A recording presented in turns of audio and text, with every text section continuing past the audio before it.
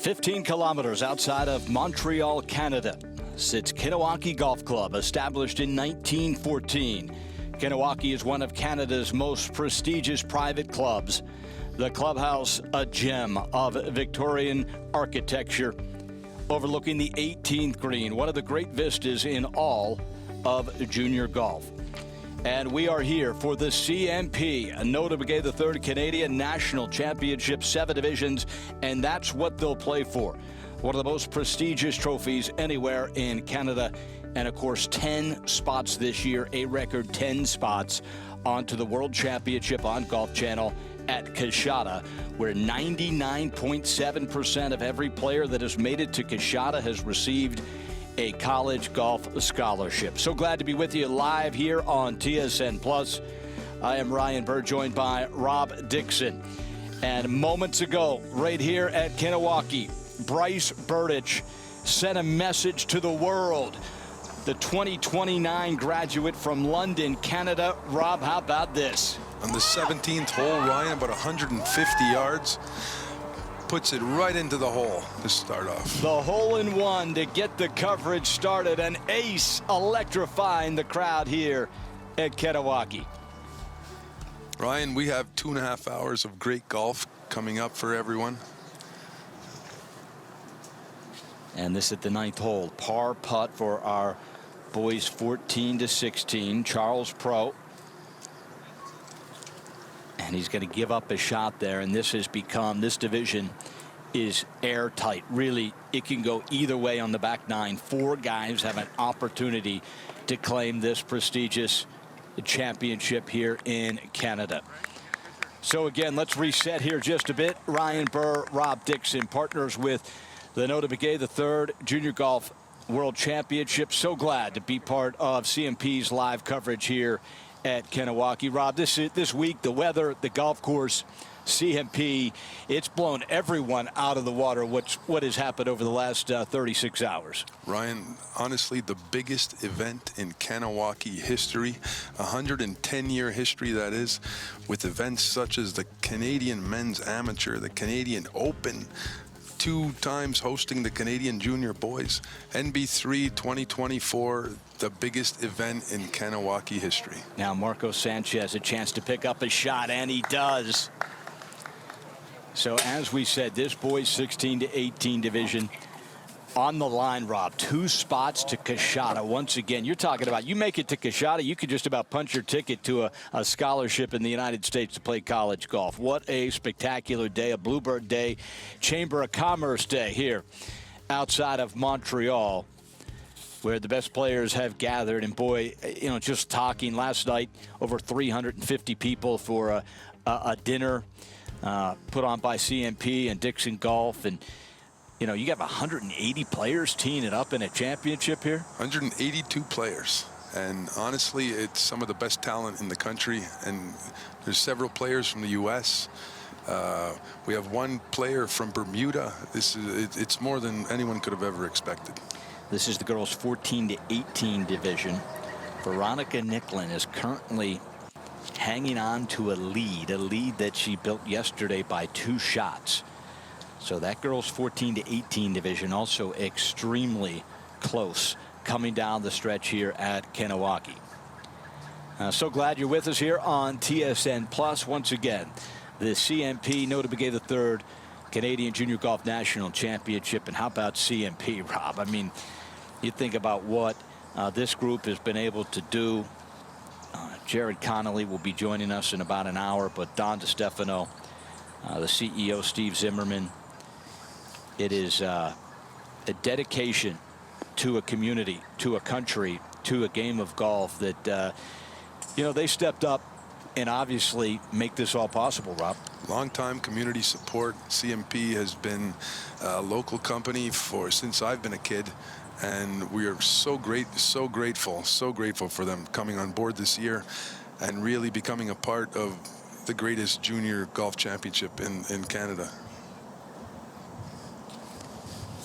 So these leaderboards, as we said, will continue to monitor, because the real story is, as you said, over the next 2.5 hours to watch things develop here. I'll give you the boys' current 16-18. Marco Sanchez with a one-shot lead over 4 players tied for second place, Rob. It's getting so tight. We really have to watch over the next 3 holes, 10, 11, 12, coming around that corner. Anything can happen. I mean, Manny Lau finds himself now just 2 shots out of the lead. Shooting a 66 this morning, putting up a score, putting a little pressure on the leaders. I mean, it's still very close.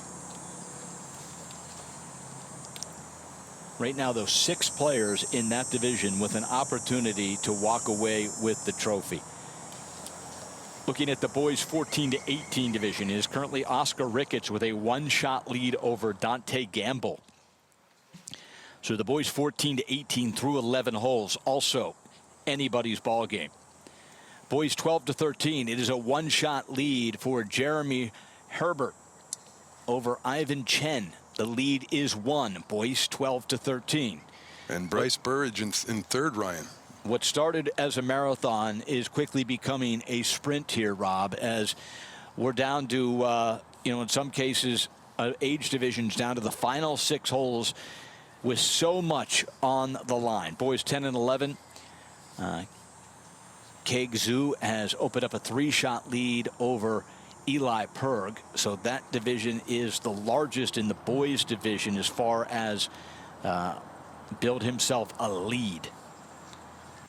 But it is going to be a wild, wild run here with just so many players still in position to possibly walk away with this trophy. And you can't overstate the importance of just qualifying for the Coachella event in Louisiana, with Division I coaches being able to see you and really selling yourself to the world at that point.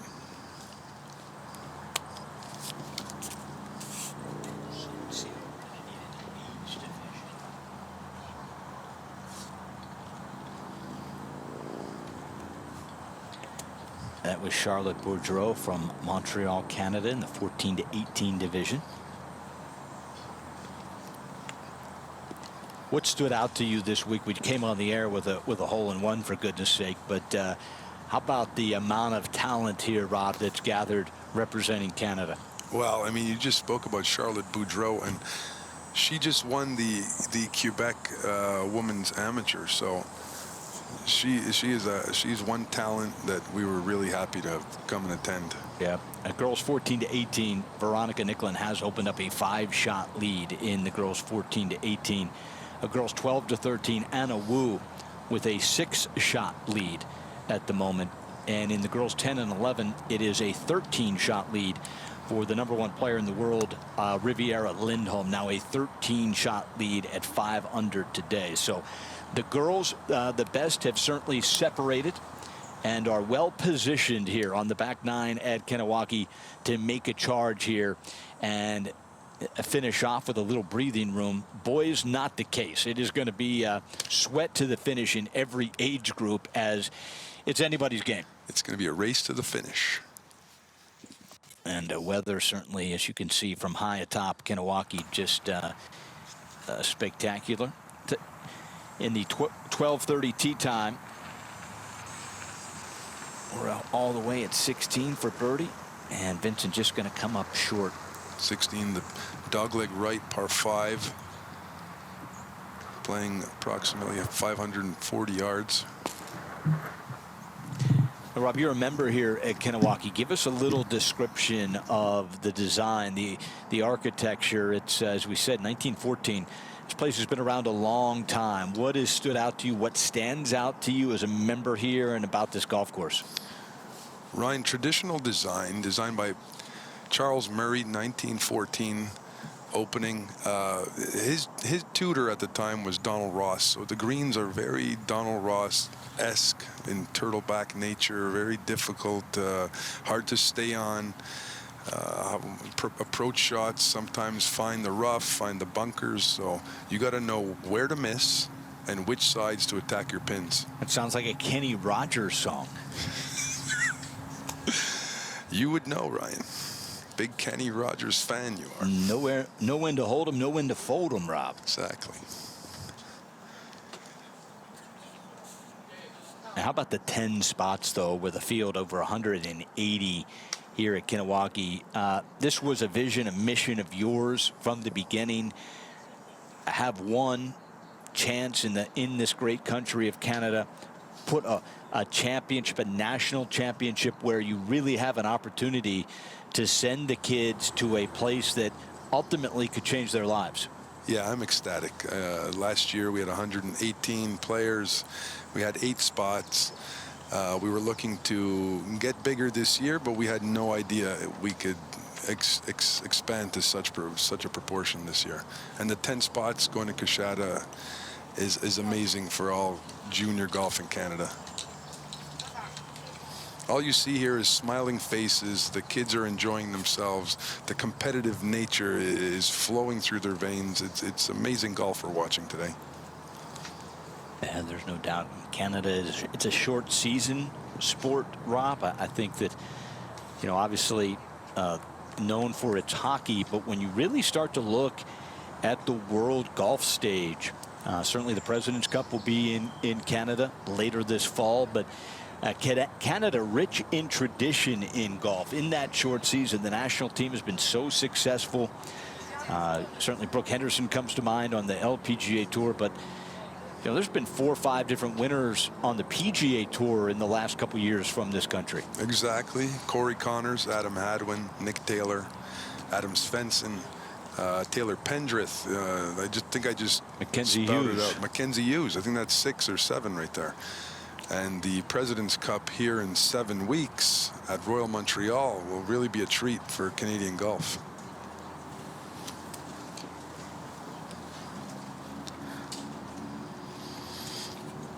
Christiana Green from Bedford Hills, New York. Beautiful shot to here. And then, you know, that's something we talk about, the speed here on the greens. These can get quick, especially later in the day. No moisture in the air, Rob. With the heat drying out, Ryan, I'm sure the greens are running around 11.5 on the stimp meter right now. It could get very, very dangerous for a lot of these putters. And then, of course, as you know, ultimately, as the pressure ramps up, Rob, speak to me about how you control your emotions, how you control your breathing as everything starts to speed up. Exactly. The mind. The toughest part about golf is how to not look ahead. Exactly. All these kids can look at their phone because they're doing real live time scoring on their phone, and they can see, oh my gosh, I'm a shot out of the lead at the Canadian National Championship. And you can't help but the mind starts to go to, imagine if I'm able to win. You can't let that happen, Rob. Exactly. I mean, Jack Nicklaus was the master. And his whole mentality, his laser focus, when you get over that ball, you're laser focused. But as soon as your shot is done, and now you're walking to the next shot, he really used to free up his mind and think about anything else besides the shot coming up until he got back to that point, because it can be exhausting. Just from playing club championships and other club competitions, you realize the pressure, and it's really tough to deal with unless you can really have that mental toughness. It's so impressive to see these young people, and a lot of them already have that mental toughness. It's incredible, and I'm really excited to see where a lot of these players are going to be in 3-4 years from now.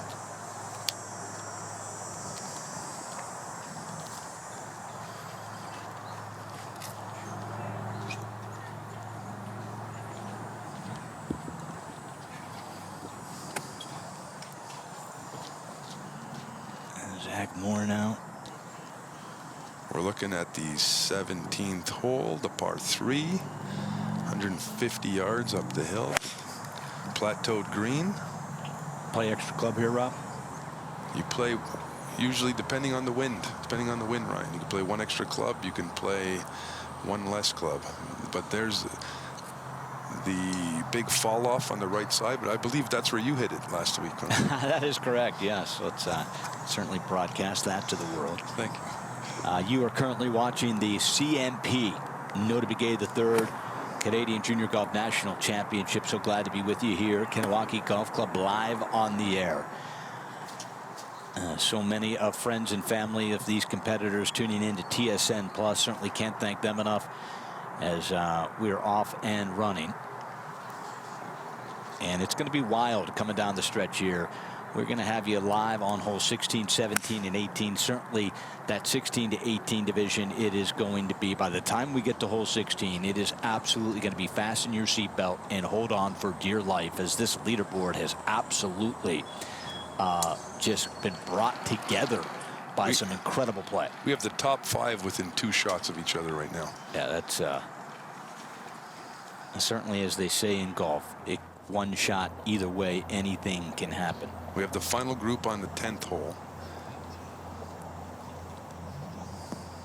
And Tiger's out. Beautiful shot right in front of us here at 18. Beautiful shot. This 18th hole, massive renovation this offseason still. You'll see some of that renovation on this 18th hole. But if you tuned in last year, this green was as diabolical as any green I've ever seen anywhere in the world. So the plan was to tame it out just a bit. They tamed it a bit. They made it a little bit more receptive to approach shots. They made it, a little bit more, so there's a lot more pin positions. It makes the hole a little bit more playable.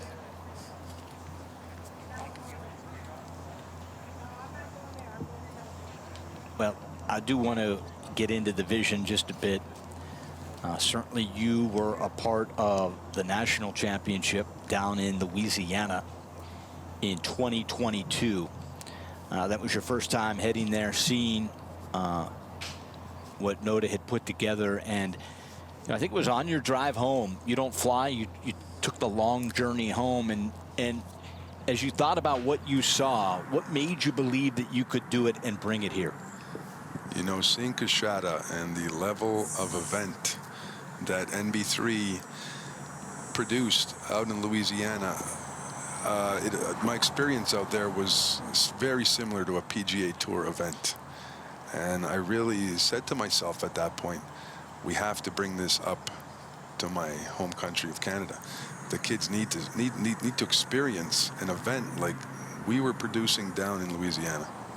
And you know what, Ryan? This is a pretty damn good event, if I must say so.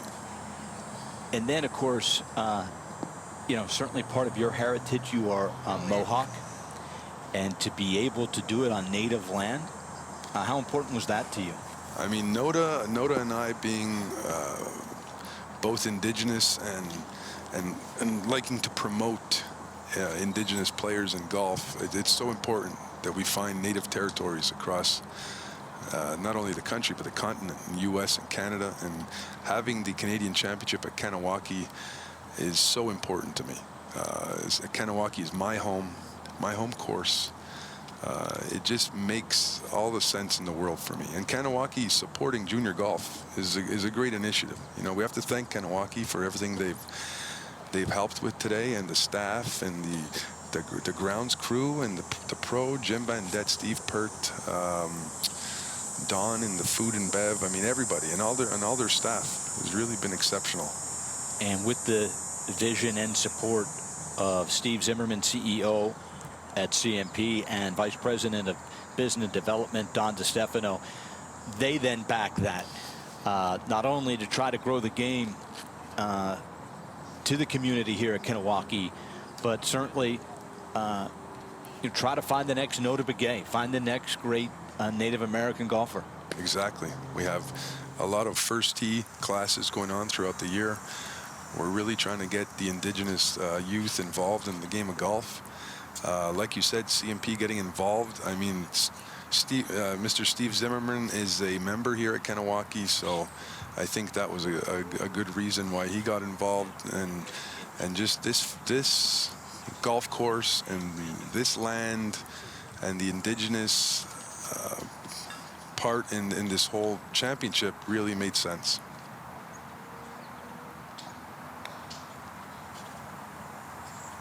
This is Song from off the green.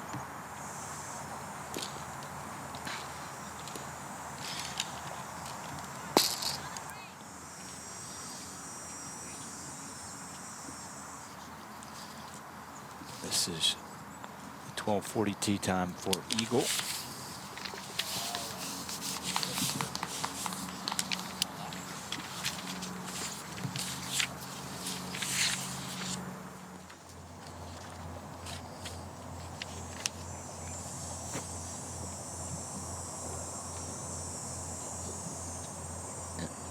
Ivan Chen finishing off his day here at 18 from Vancouver.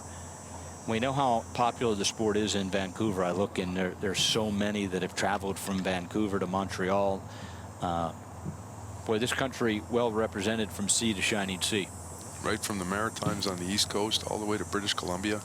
It's been incredible meeting all the families and the players, and this in only 2 years this championship has become so important to all of them. This group here, representative from the Cayman Islands, Adam Stepanek, a couple from Vancouver. This is Liam McLaren from Georgina, Canada, Rob. And he left it about a foot short. We'll tap that in.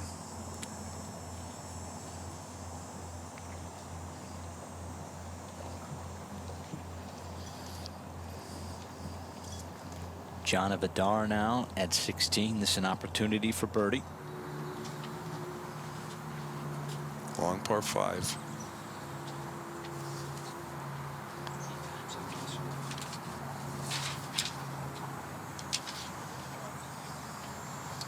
Green that slopes severely from the back to the front.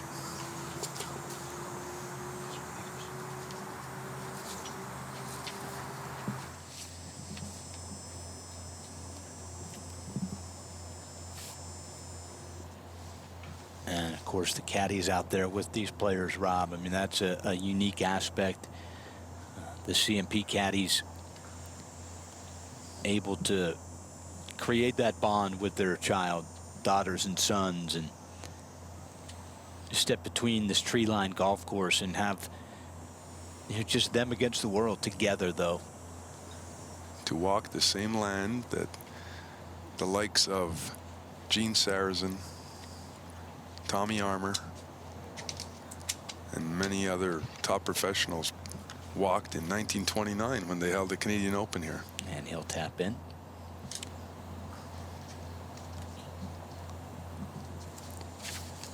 And get you an update on that leaderboard. Certainly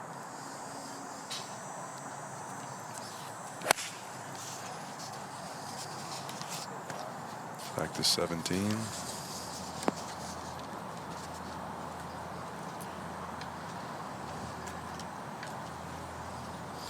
Anthony Asta, Great shot. Peterborough, Canada. 12 feet left of the pin. And see if he can't go eagle birdie. Now, Song from Red Deer, Canada.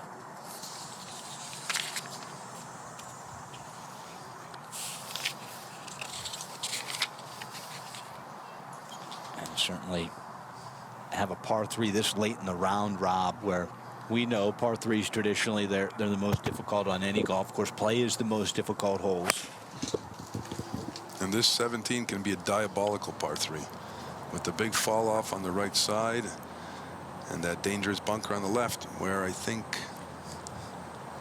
So let's take a look at our CMP leaderboard here in the boys 14 to 18, excuse me, 16 to 18. Marco Sanchez 3 under today through 10. A 1-shot lead over Jaden Brown, who is 2 under, 3 under for the championship. Leo Chu from Scarsdale, New York. He's 3 under today, 1 back of Sanchez. Manny Lau shoots a 66 this morning, and Manny has now creeped into a 3rd place, just 2 shots out of the lead. I've seen Manny stalking this 18th hole nervously to see if his incredible score would hold up. Manny posted that score this morning, put a little pressure on the leaders. And this was Manny Lau, and boy, he may think back to this. His final hole is 18th of the day, 36 of the championship, his 2nd into 18. One of the shots of the day, had that for birdie to shoot 65 and post 3 under. And just missed it on the right side. So Manny posted 66. You'd hate for Manny to see it come down that birdie putt would cost him a playoff, but still a long way to go in that division. Manny still currently 2 out of the lead of Marco Sanchez, who's 3 under today and 4 under for the championship. Marco, interesting enough, this is a wild story. Hit it in the trees at the first hole here. Was just going to play out, punch out. The other group was still on the green in front of him, so he went ahead and played to punch out. He caught the ball a little bit thin on the punch out. It rolled up onto the green, bounced off another player's ball that was on the green into the hole for a hole out eagle. So he makes an eagle 2 at the first hole. He was just trying to play out to the fairway. That is incredible. And he now has a 1-shot lead after starting his day with a drive into the trees, punching out that ends up bouncing off another player's ball and going in the hole, Rob. And I think we have to mention his finish yesterday.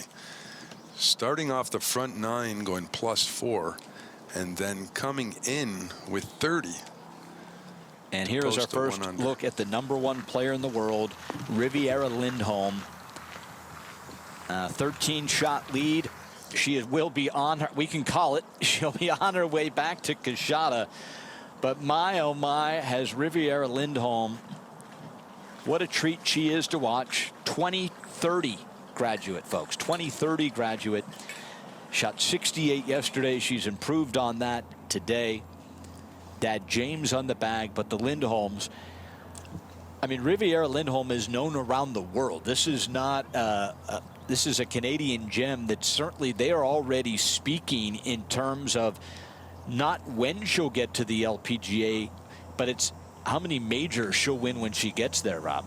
Exactly. I mean, they were practicing at Dixon Golf last night, and her mother Justienne was there, and Riviera was there, and James was there, and Soleil was there, and it's the work ethic is really what stands out, and Riviera just loves playing golf.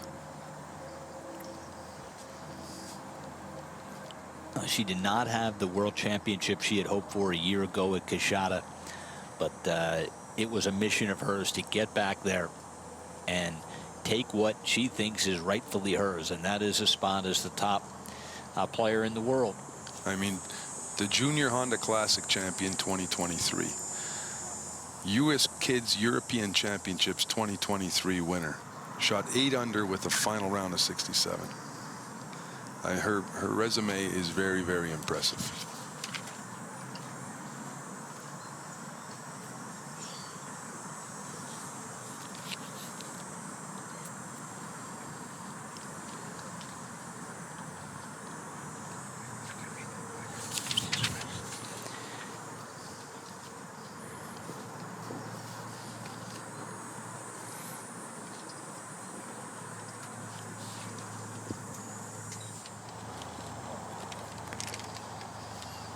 The weather is just spectacular.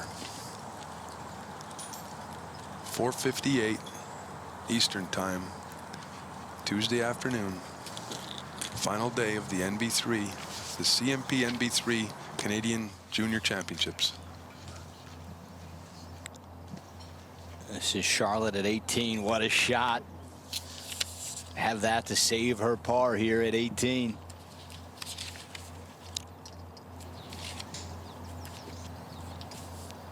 Yeah, so much drama has unfolded here over the decades on this 18th at Kanawaki. A new chapter will be written today.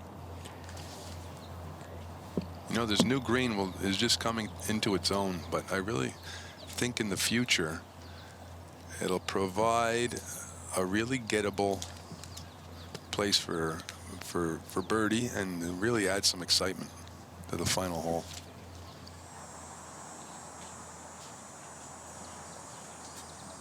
Now, Oscar Ricketts, Rob, has opened himself up a 4-shot lead in the boys 14-15 over Colton Cheeseman. So Ricketts from Point Claire now a 4-shot lead, boys 14-15. Another look at our CMP leaderboard. Jeremy Herbert with a 2-shot lead over Bryce Burridge, who of course finished making that hole-in-one on 17, vaulting him up the leaderboard. He's in the clubhouse and just 2 out of the lead. Now back to Riviera Lindholm. The lead is 13 for Eagle. And another routine tap-in birdie as the lead grows. What a story Riviera has become. Nothing she does is surprising anymore. A big smile from Dad. This is Song to save his par at 17 and drains it. That's a big time putt. Jamming it in there.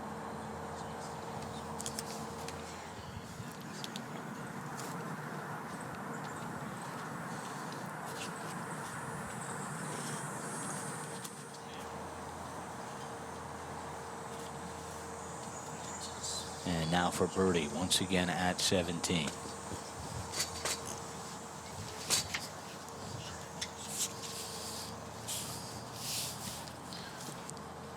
Just missed on the low side.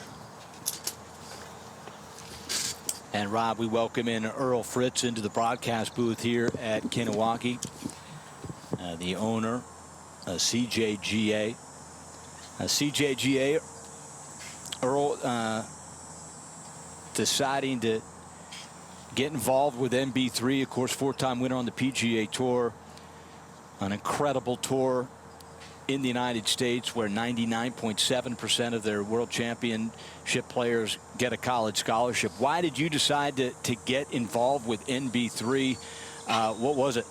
Well, it's easy. Our entire association is built on, let's say, offering opportunities to our youth and having them experience events like this.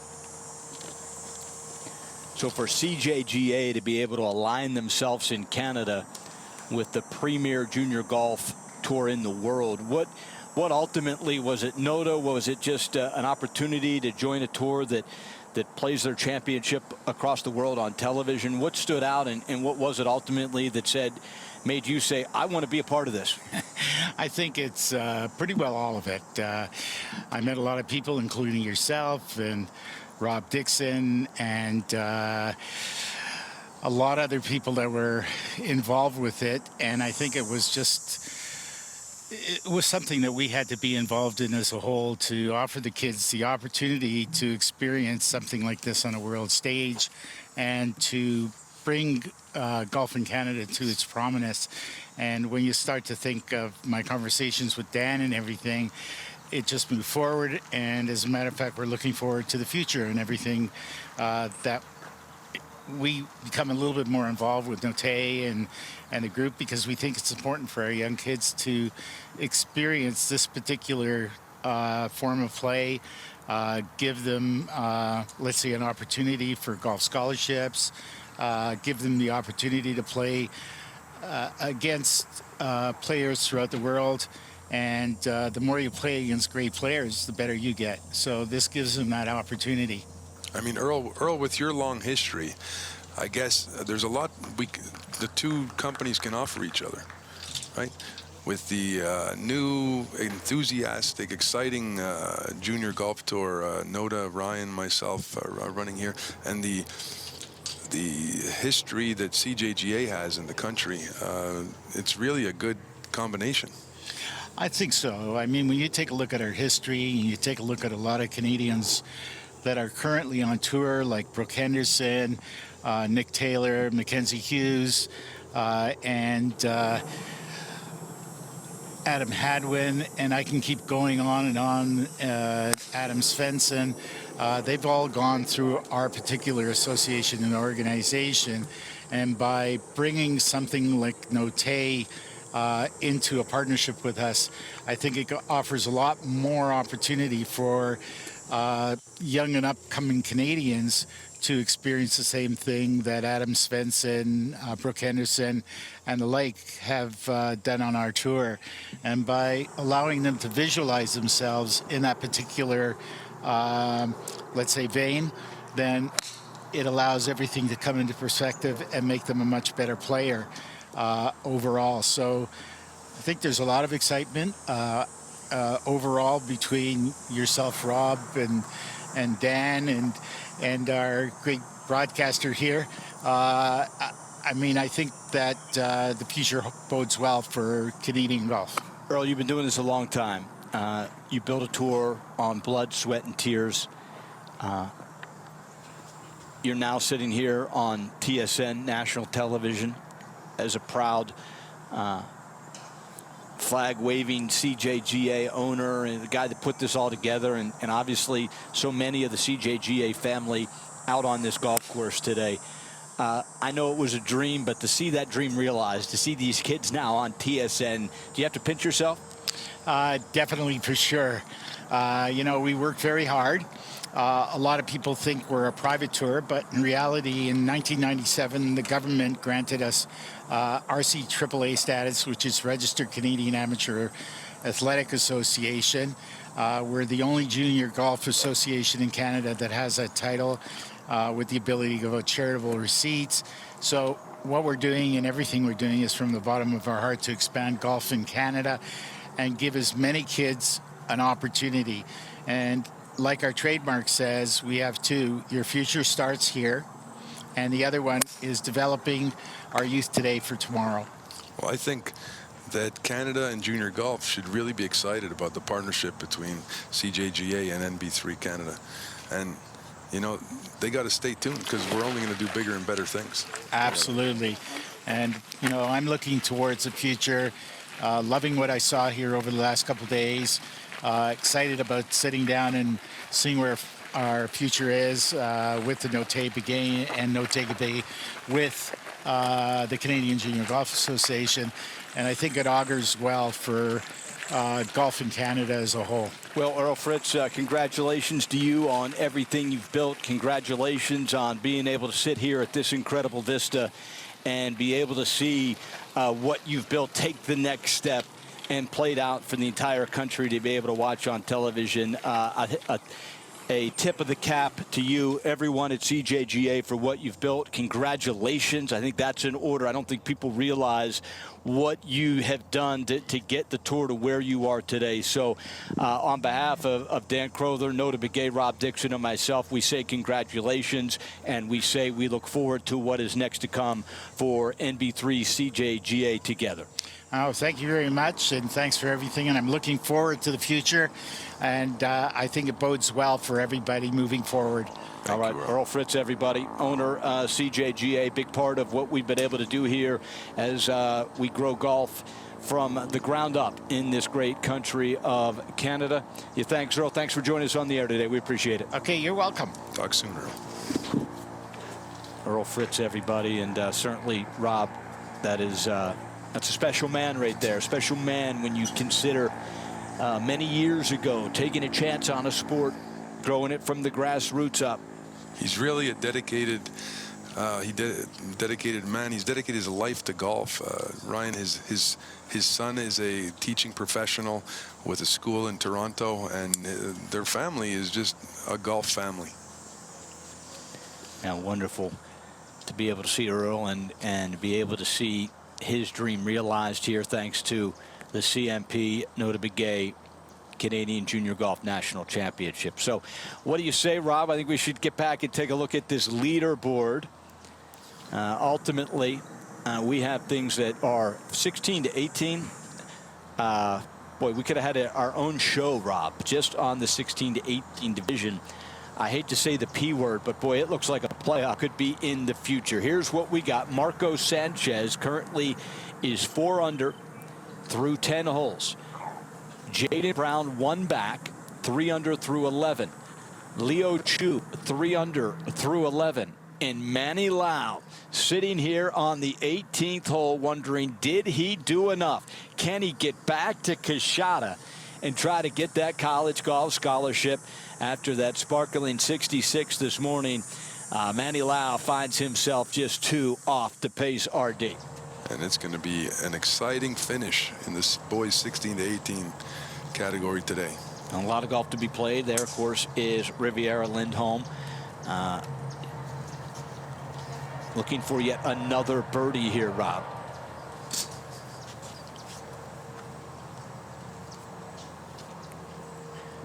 When did you first hear and kind of did she come on the Dixon golf radar? Well, I really think it was last year's competition, Ryan. Oh, come on. Nearly made about a 50-footer. Nearly made it, sent it by a few feet. And we'll have that left for her par. Always a smile, though. But you were telling the story. How did she come on your radar? And was it an instant attraction that you knew that this was a player that you certainly had visions of at the next level? We knew she had something special as soon as she stepped on property. And her demeanor and her ability and her talent, it was incredible. And it's only getting better. Back at 16, Zoo. Able to play it onto the putting surface. Have that left for birdie.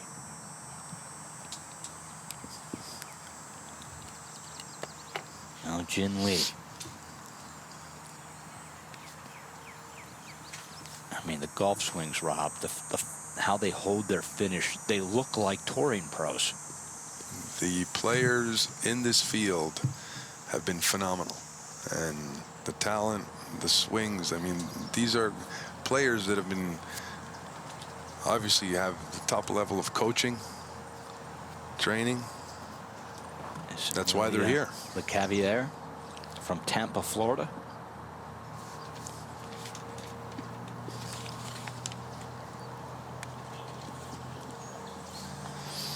Amelia's dad, Vinny LeCavalier, ex-NHLer. I believe Vinny had 2 daughters out here this tournament. Vinny's an avid golfer. Played with him a few times. Certainly in the 5-year history of the NB3, so many, we've seen so many professional sons and daughters coming through the program. Certainly last couple of years, Charlie Woods, Tiger's son. It's been great to see Tiger on the bag supporting his son Charlie, but Tony Finau's son, Le Cavier. I mean, it's wonderful to see their perspective as their sons and daughters look to pursue their dreams as athletes. Exactly. When they have when their parents are the model that they see, then it's often what they want.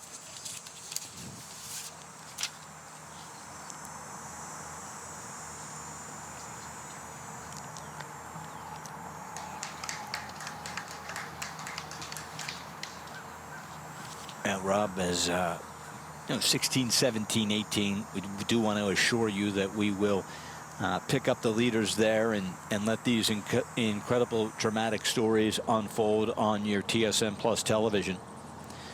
This now to save par. And wow, what a par. Gorgeous. Gorgeous par putt. I believe Riviera will be up next. Eva Lou. This is Elia Patterson. Excuse me, Elia. And Elia drains it in a fist pump. That's the drama. That's why you show up. That's a par save and giving you a little bump. You can see how much they care. You can see how much they care with the emotion.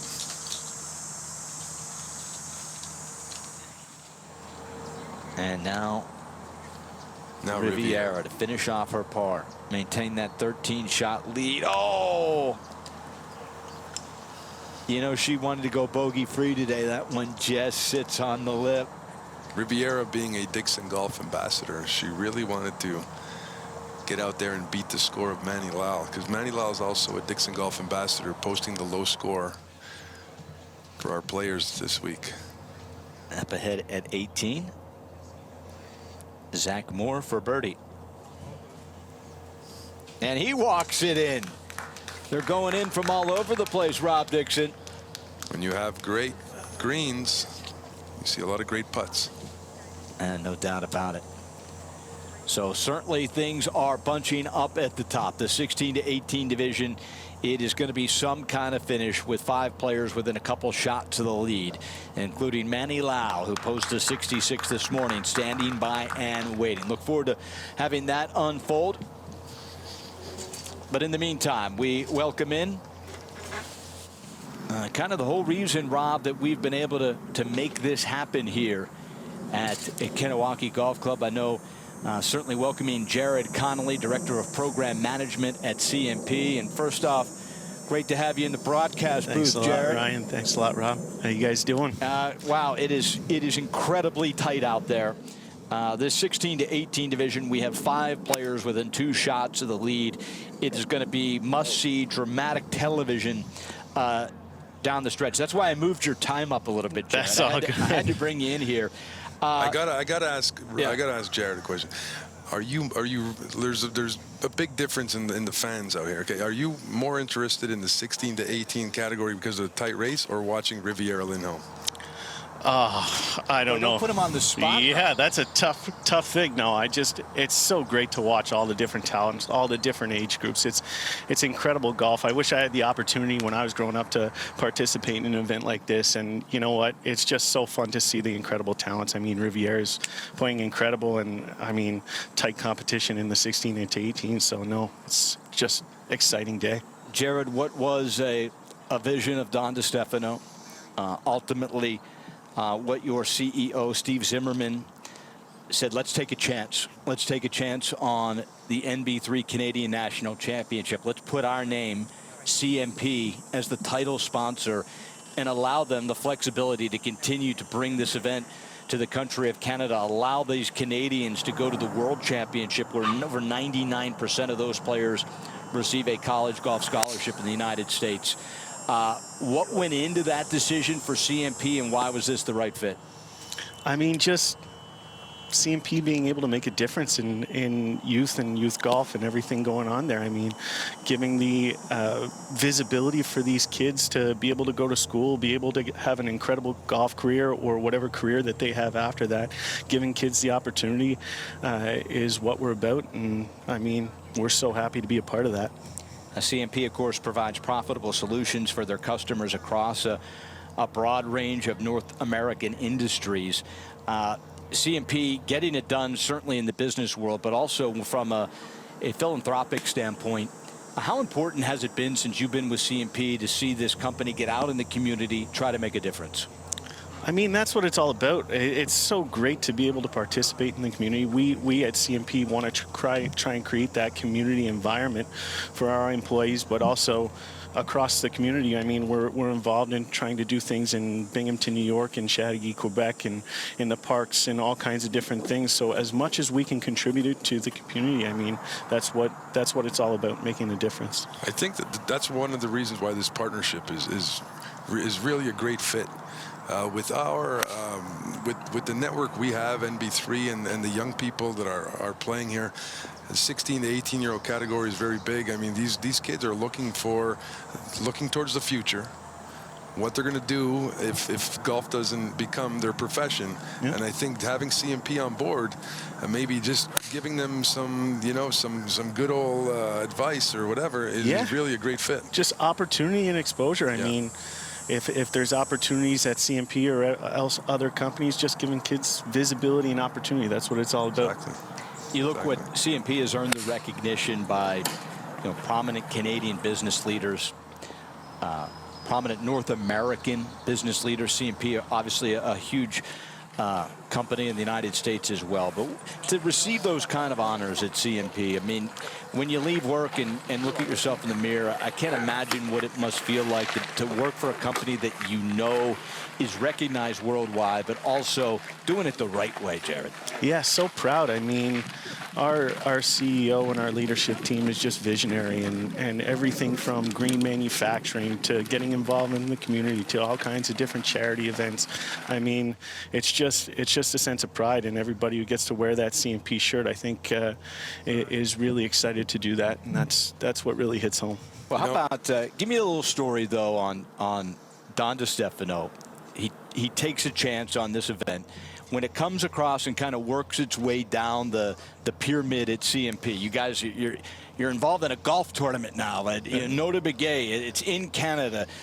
Don is saying that we should be a part of this NB3 brand. I mean, what's the reaction inside the walls?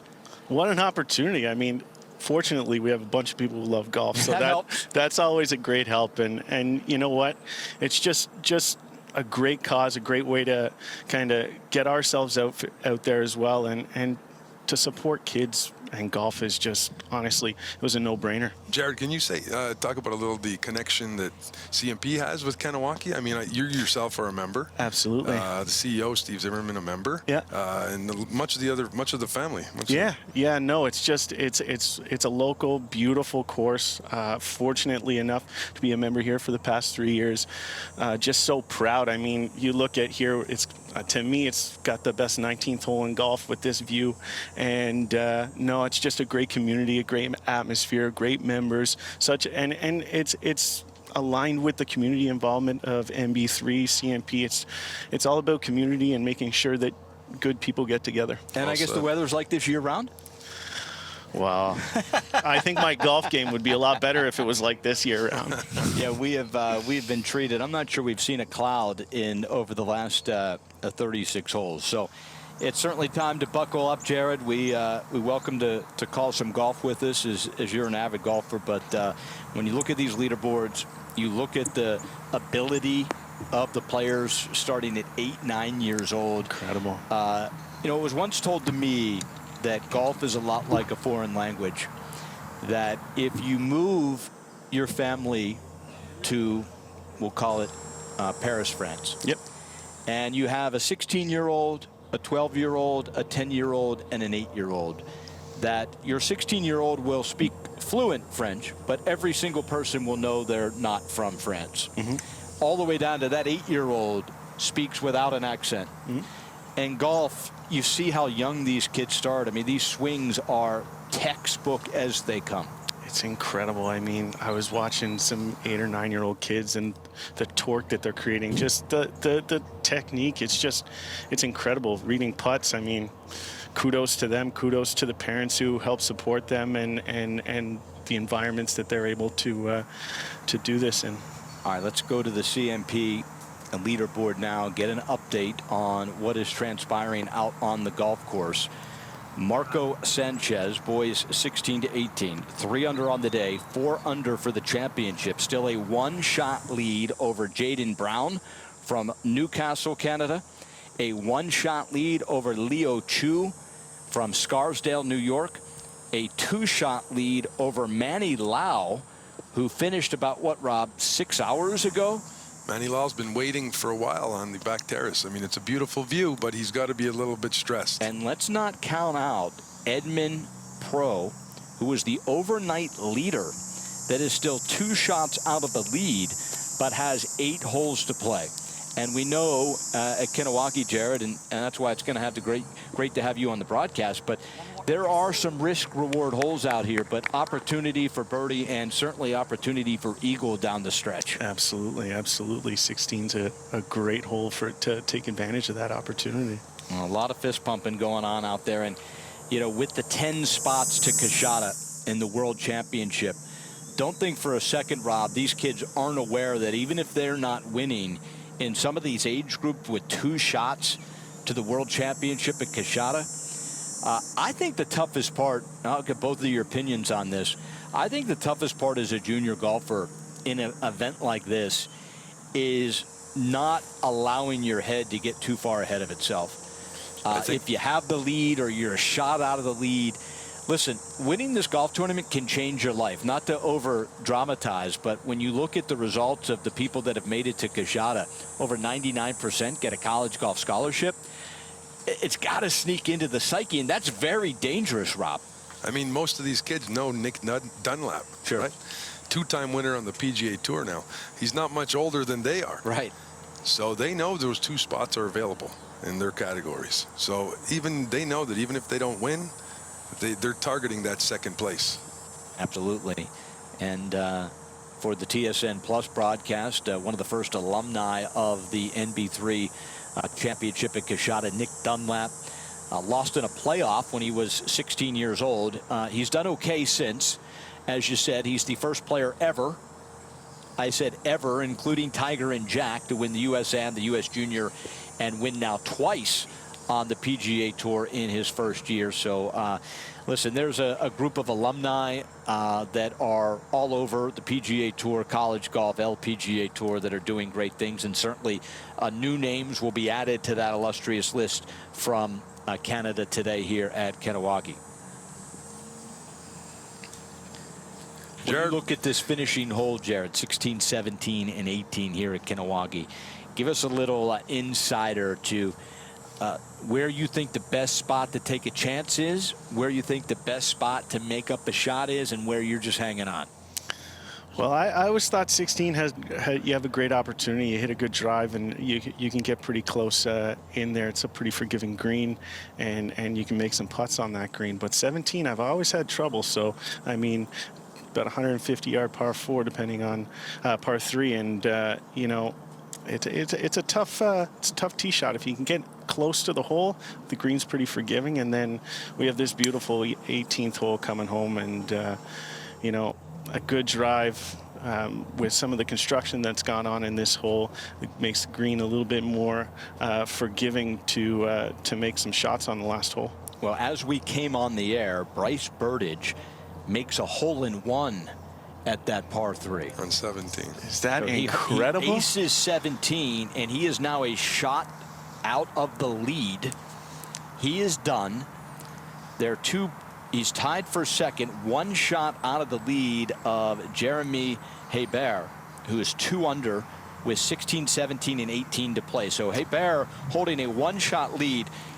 If Burdage comes back and gets in a playoff or wins, and he does it with an ace at 17, Jared, come on. That's such a great story. Storybook. Another look at it. The lefty RD, Rob Dixon. Call it RB. So he goes to 17, makes the ace. It's a hole-in-one, Don DeStefano, to pull within one shot of the lead. Are you serious? I mean, you can't make that kind of stuff up right there. It's just, the talent is just unbelievable, and what an incredible shot. So the kid reaches in. I'm sure all he's thinking about now is he just made hole-in-one. His dad, Rob's, thinking about the barbell. Yeah, exactly. And little does anyone know that he's now within a shot of the lead after the hole-in-one. And now Jeremy Hebert has to think about coming down the stretch with only a one-shot lead. Who would you guys rather be? Would you rather have a shot lead and have to play 16, 17, and 18, or be our guy Bryce, who makes a hole-in-one and is now a shot out, but he's done? I think you always want to have your own destiny in your hands. But, I mean, there's a lot of danger out there. Yeah. See, that's the right answer. Yeah. I'd be scared to death. I'd take the kid that's done. I think so, too. I mean, that's a lot of pressure. That's a lot of pressure coming in, so. Well, Riviera, I believe that's Riviera that has reached 18, Rob. In the middle of the fairway. Looks like she hit an ideal drive. It has kind of been a coronation for Riviera Lindholm since the beginning. A huge winner here a year ago, made her way to the World Championship at Coshada. As we said, did not perform as she had hoped at the World Championship. But what I loved about Riviera was when you reset your goals in January, a new year, goal number 1, get back to Kahnawake, punch my ticket back to the World Championship, and show the world who Riviera Lindholm is. Exactly. She wants to be on the Golf Channel, Ryan. You know, that's one thing. She really wants to excel and get to the top level in the sport.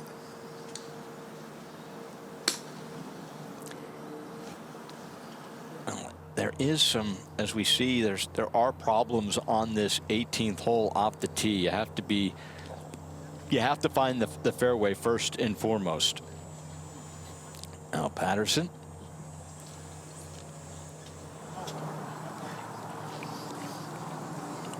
This is Lou at 17. Again, the CMP 17th hole. Holds the finish. Safely onto the green.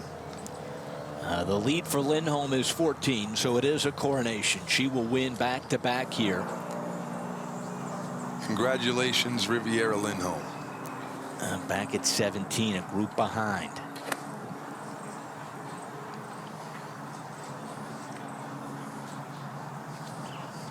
The miss right here, always uphill, so easy to miss right. Yeah, it's tough to come back from that type of shot as well. Good swing. And just as I say that, it's long left. And here she comes, Riviera Lindholm. 14-shot lead coming to the 36th and final hole. Putter in hand. 12 years old, RB. Yeah, one of the top 12-year-olds in the world, representing her home country of Canada. I think you were still playing with G.I. Joe figures. And she's winning national championships. And has another opportunity to add to that today. Dad James on the bag.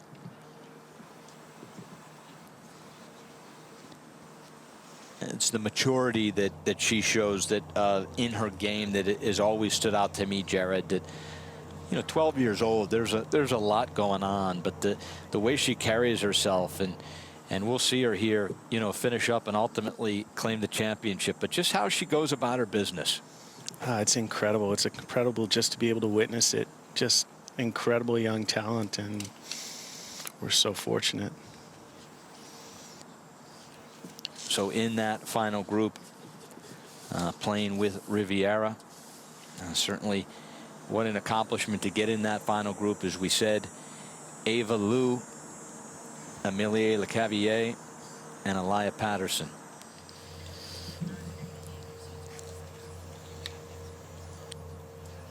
And this is Patterson, Rob, from off the green.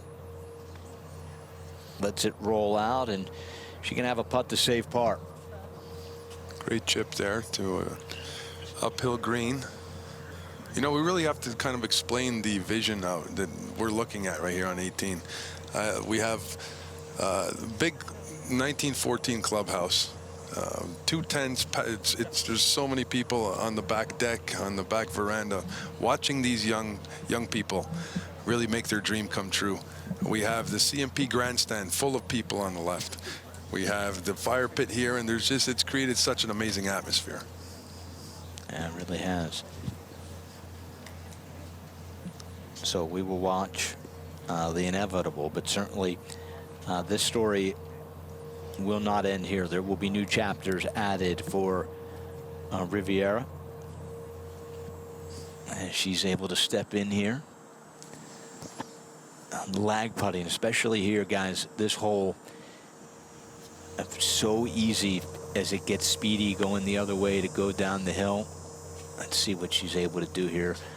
Breaks a little to the left and leaves it up short with a 14-shot lead. I can't blame her, Jared. Nope, not at all. Playing it safe and nice consistent putt here. He gets it down to that flat territory, so she'll put a coin on it and give way to Liu, Lecavalier, and Patterson. Let's see who's first. Looks like it will be Patterson to play first.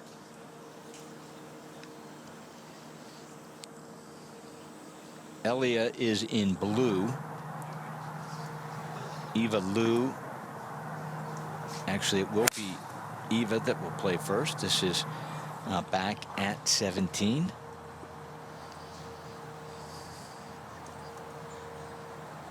I'll tell you, finding the green off the tee at 17, that's an accomplishment in itself. So safely aboard there. We'll have a look at birdie. Now it is back live with Eva Liu from Ontario, Canada.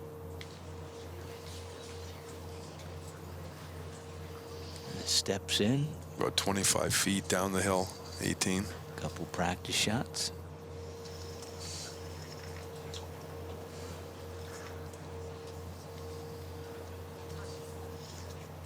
And the putt is away.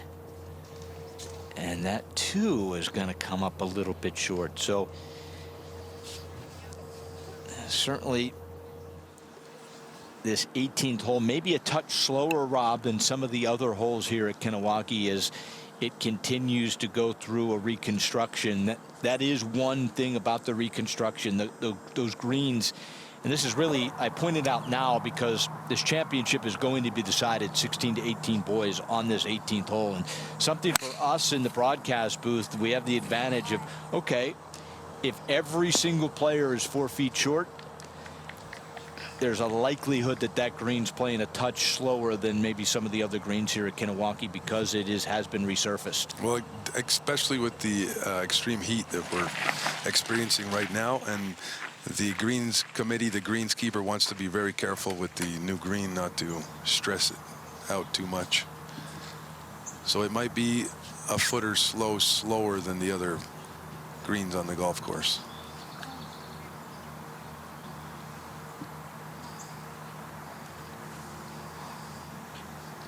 But I think the players now, they've had a practice round. They played here yesterday. Most of them know that it's a little bit slower. And as we see another one comes up short. Come up short there.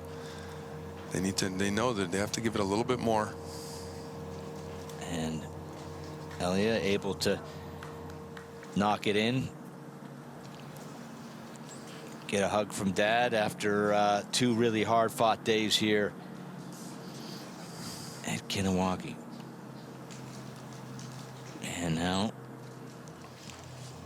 Amelia, as you said, from Tampa, Florida.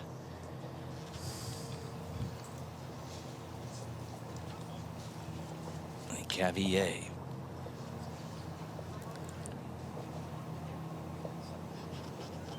And that also gonna run out of gas, and she says, I need to hit it.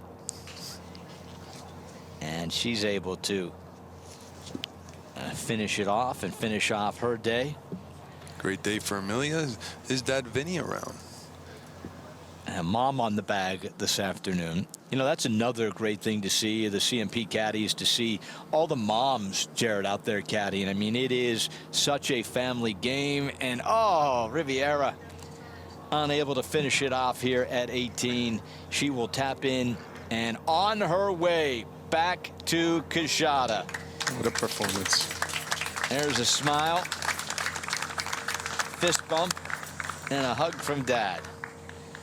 She will head back to the World Championship. Will Riviera Lindholm. Now Eva to finish up.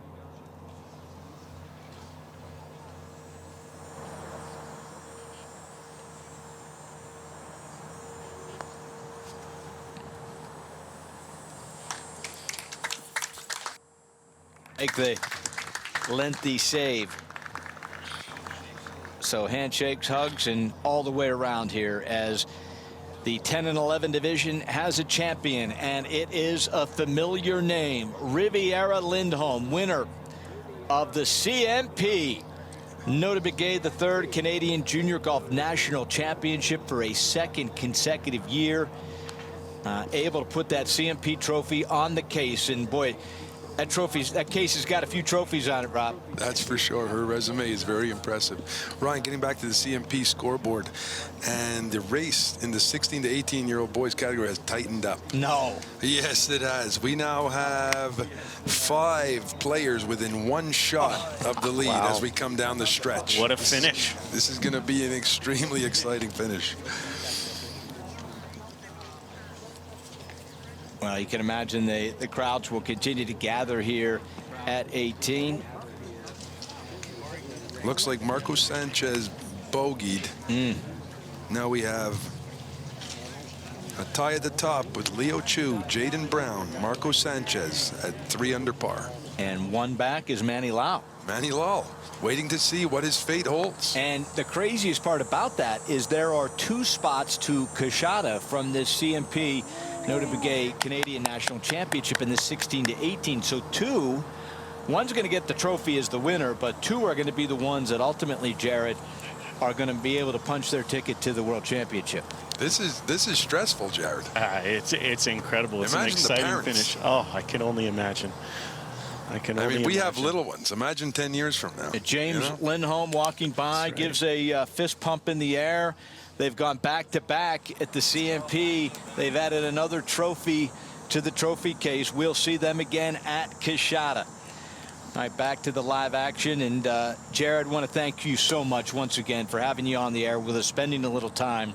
It's been wonderful to get to know you and your entire team with CMP.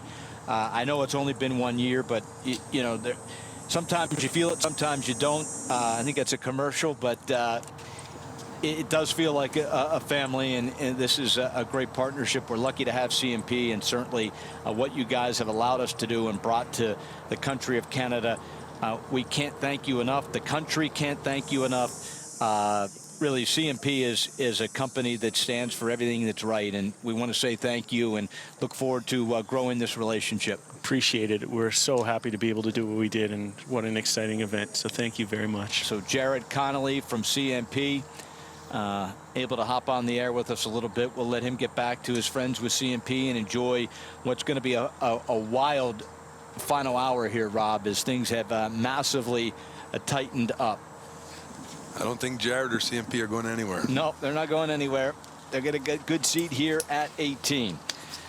So as we continue to look at the leaderboard here, Rob, obviously a couple of age divisions are extremely tight. Riviera Lindholm has locked up. She is the first one to punch her ticket back to Coshada. We take a look, Rob, at the girls 12 to 13 division. And not done yet there. There is some drama to unfold late in this round. Anna Wu, Celia Ogata, Kate Gow, all with opportunities down the stretch here, as the lead is 2 for Anna Wu from Victoria, Canada. And the lead is 6 for Veronica Nicklin from Staten Island, New York, in the girls 14 to 18. 2 other tight races to keep your eye on as we come down the stretch here at Kanawaki. So we continue to look at the girls and then also keep our eye on the boys division. As you said, things unimaginably have actually gotten tighter in the boys division, Rob. Definitely going to be exciting. We're looking at beautiful visuals from the air of the Kanawaki Golf Club, 1914. We're really lucky to be here, and it's absolutely gorgeous. So let's once again go to the 17th tee.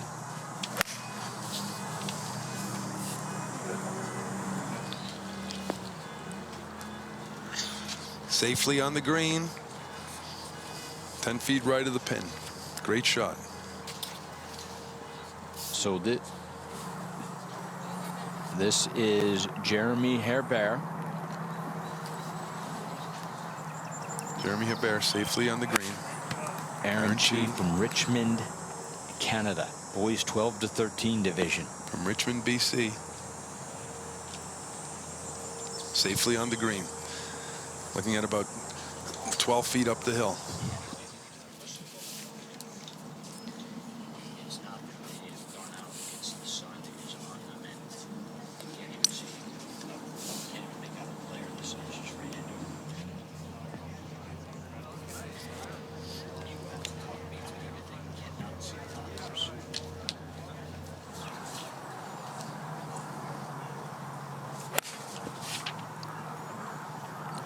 Back to 17. Not liking it.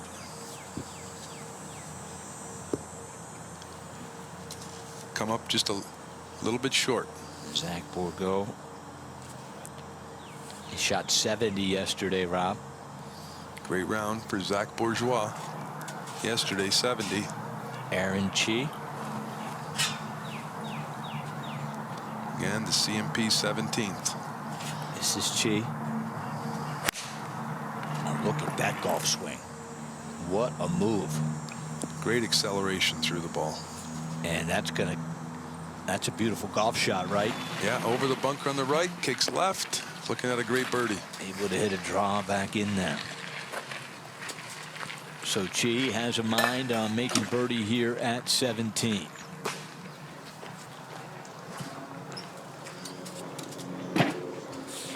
But everyone is certainly, that is ultimately a great look at why we're all here. CMP making a massive difference in the game of golf. As we once again look here at 18, Rob. This is a long one, Ryan. He's looking at about 50 feet. It's going to curl from the right to left.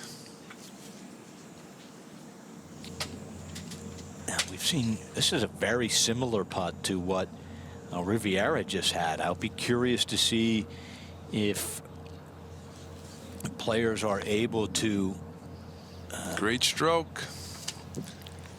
You know, it's a good stroke, but it just comes up short again, about 2 feet short.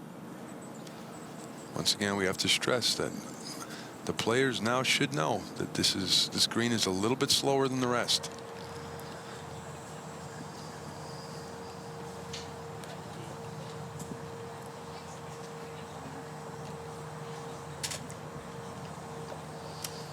As a player, as a competitor, though, you know, how difficult is that ultimately to make that calculation while you're in the middle of a round? You're just so used.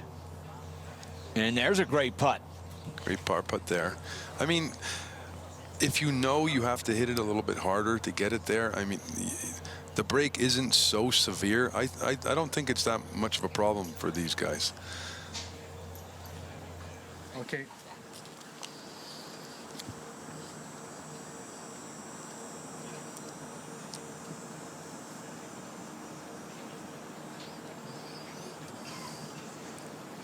Looking at live action on the 18th.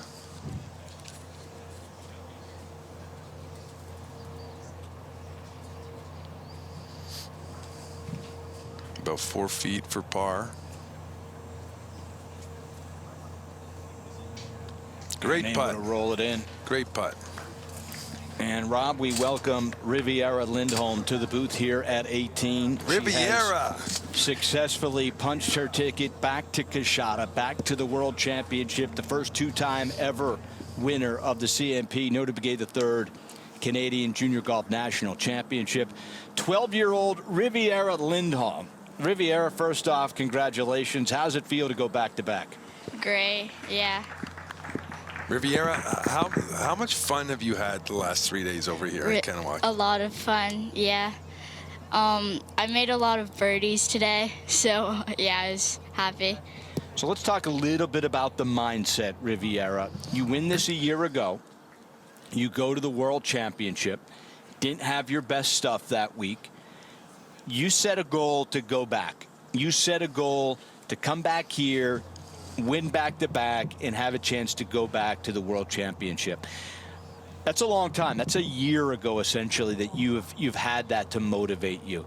How often did you think about it? And as you're practicing, as you're preparing for your busy schedule, you know, how did that motivate you? Well, I think about all my tournaments a lot, mostly the upcoming tournaments. So, like 2 weeks ago, I was practicing really hard to do well in this tournament. That's a great mindset. We know you're off to Pinehurst soon. Yeah. That's another tough test. We hope you're very successful there.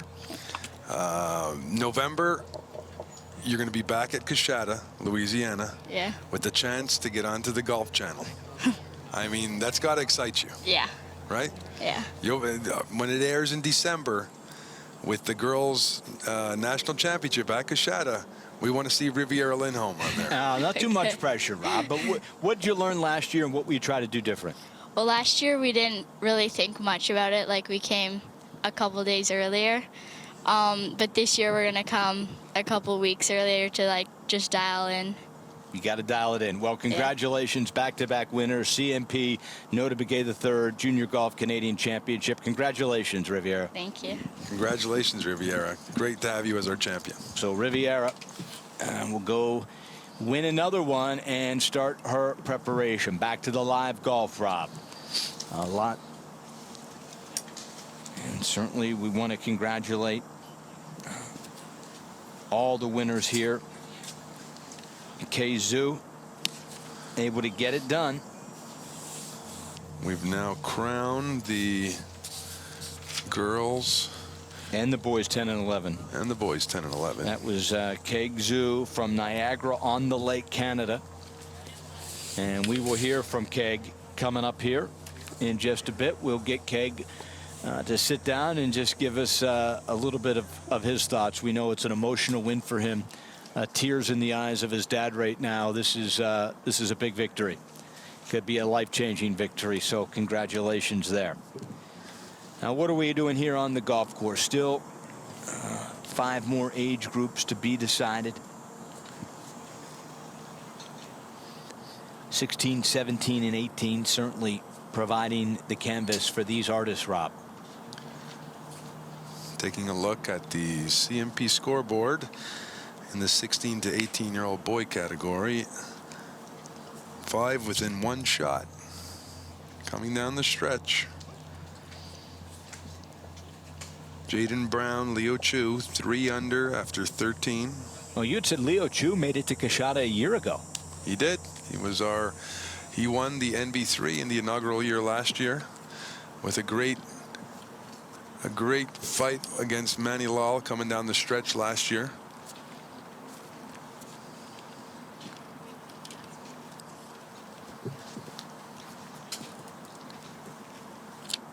You can see the umbrellas on the carts.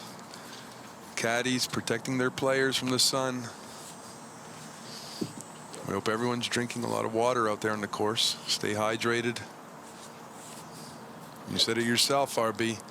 The body's like a race car coming down the stretch here. You got to be fueled.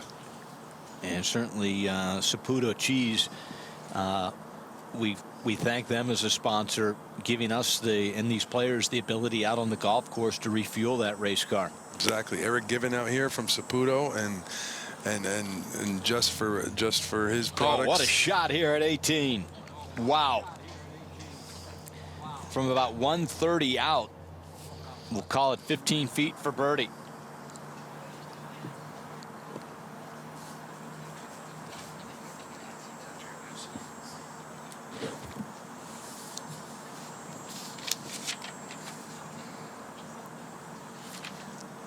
Any identification, guys?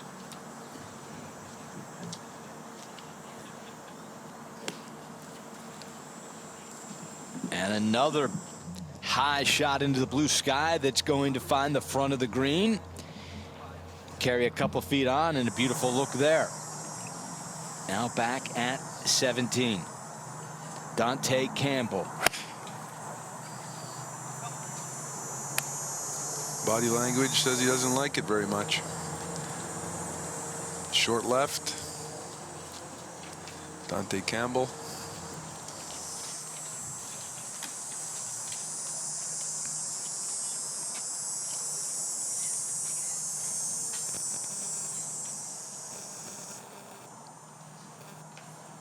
What club they playing into here, Rob? Could be playing an 8-iron, possibly 9. And Colton Cheeseman now from Hamilton, Canada. And that is going to miss a little left. Didn't quite see if it got into that bunker, Rob. It's not a bad place to be. A lot of green to work with from there. Everybody chasing Oscar Ricketts, Zubek, Cheeseman, and Gamble. 17th, really? You're trying to protect from that right side. And this is our leader, Oscar Ricketts. Can he keep it on the rails down the stretch? Holding the finish. It was a year ago, Rob. He lost by 1, missed out on going to Kashada by 1 shot, did Oscar Ricketts. Oscar Ricketts looks, he's got a 4-shot lead. 17th. Lucas Zubek now from Ottawa. Lucas Zubek. Favorite golfer is Scotty Scheffler.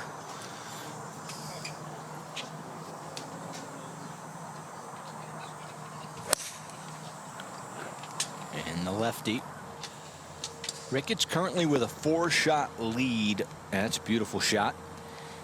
Ricketts 4-shot lead over Cheeseman, 6 shots over Dante Gamble. Zubek safely on the putting surface.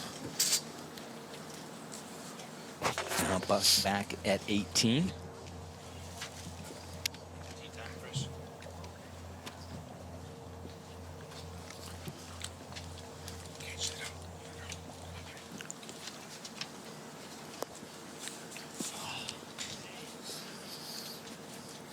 Ryan, we're joined by Cage Zoo. Yes, winner indeed. of the boys 10 and 11 year category.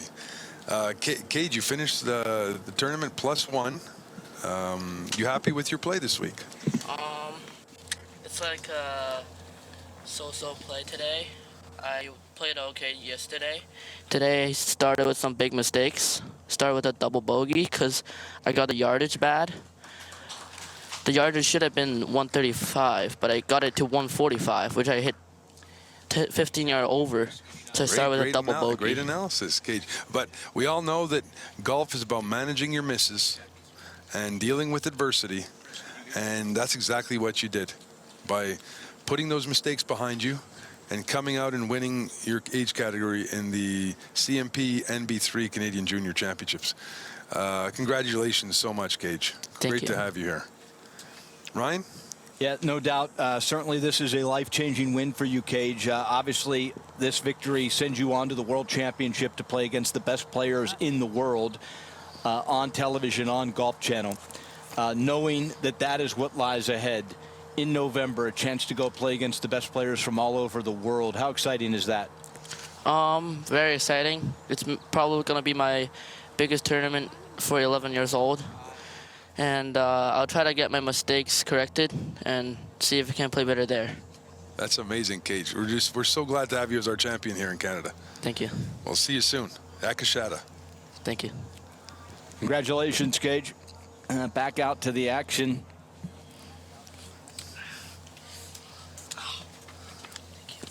But that is another great champion. So 2 down, 5 to go.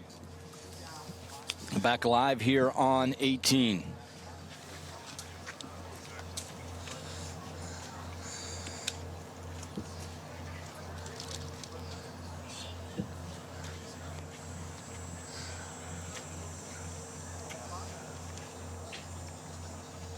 And excitement mounting. I've been texting our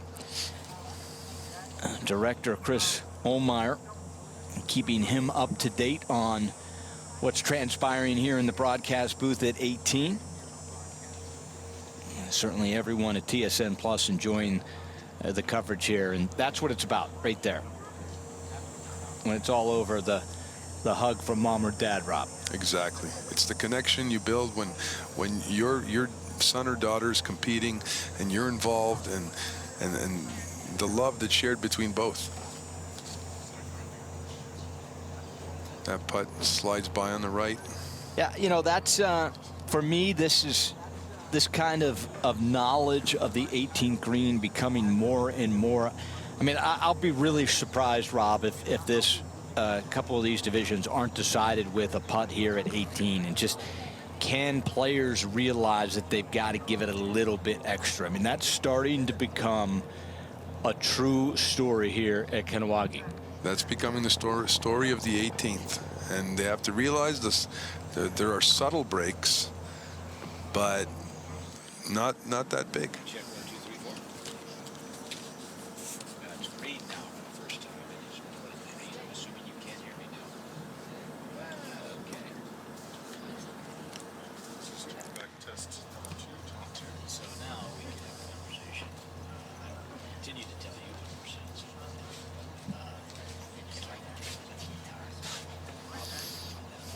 Cello Gata lining up her putt on 18. And able to drip she it in. pulls it Beautiful out. putt, yeah. Great putt, Sella.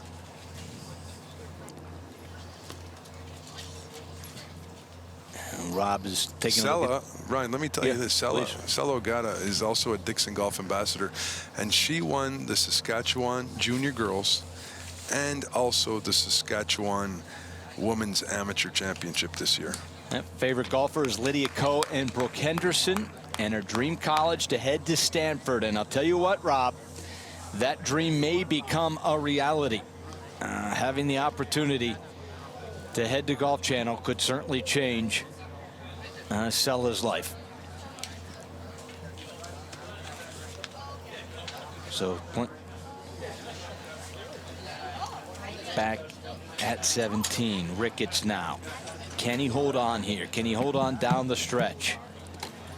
Just on the green at 17, Rob. Ricketts, one shot shy a year ago.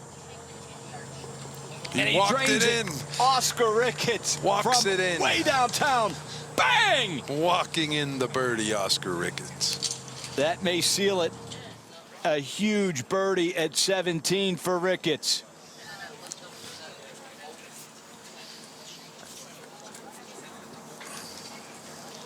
Now Zach Bourgeois.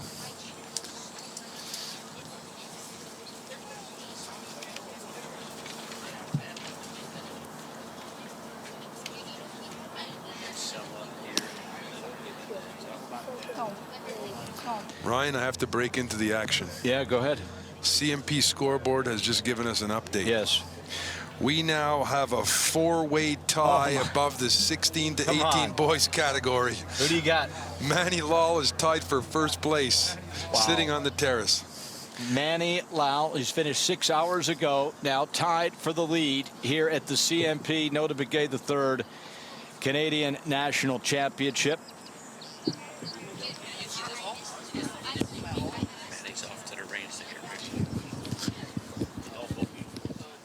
And once again at 18.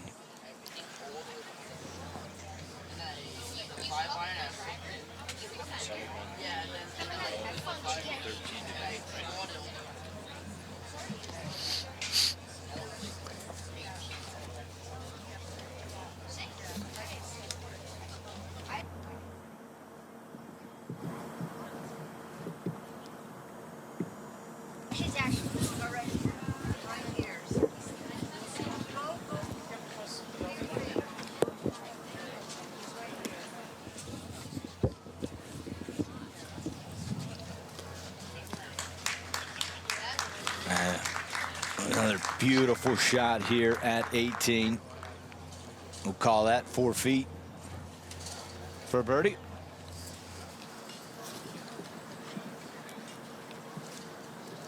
And back out in the fairway.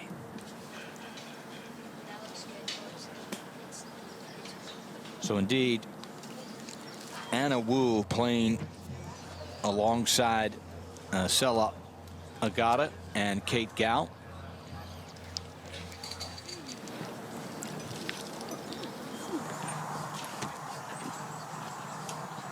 Now back on the box here at 17. Par 3 up the hill. You can see the flag on that beautiful evergreen backdrop.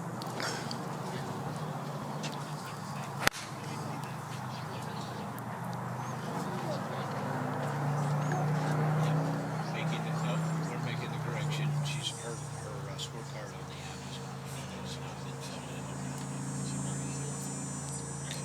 so you can confirm with her.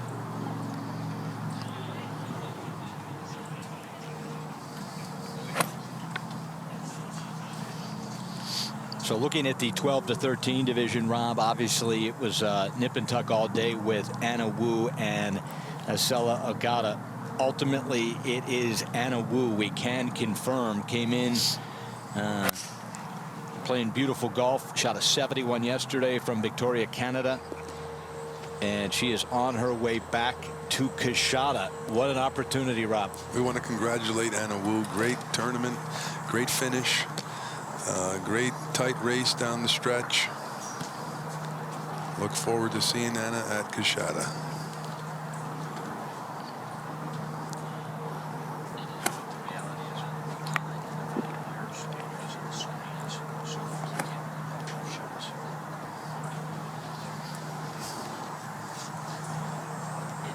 Getting it.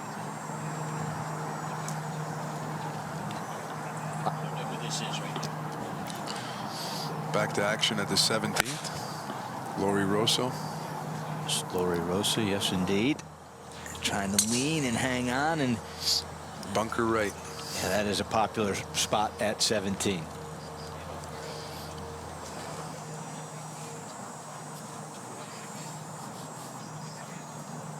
Sienna Moscara from Southampton, Bermuda. And the girls 14 to 18.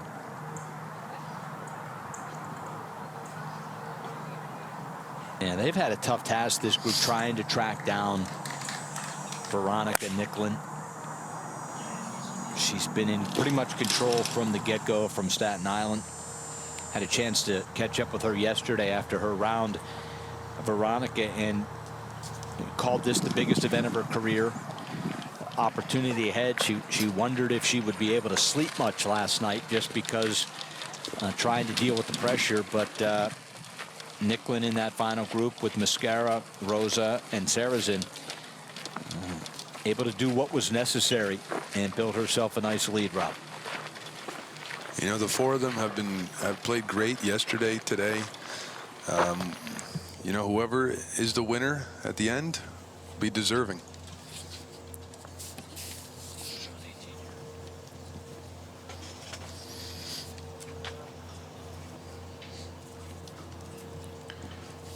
Okay, so Oscar Lynn, Aaron Chi, Jeremy Hebert, and Zach Bougeot. Zach Bourgeois, putt on the way. Hebert with a one-shot lead, Rob.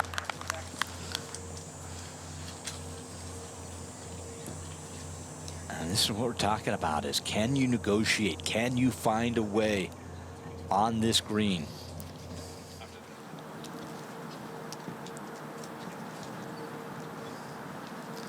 Very important putt. Jeremy Hebert.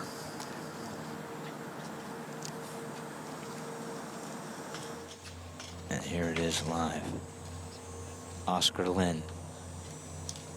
And just comes to rest a little bit past the hole. He's 4 back.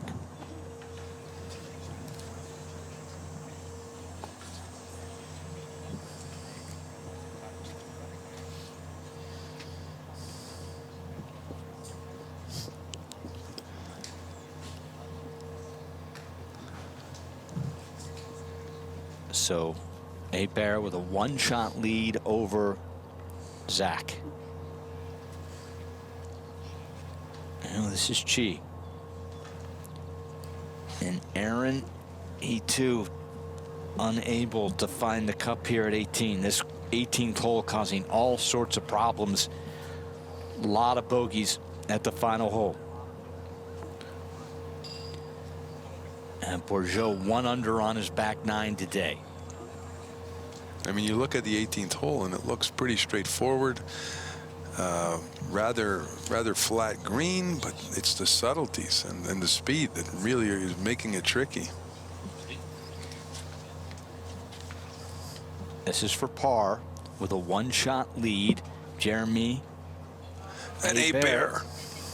And he leaves it a little bit short.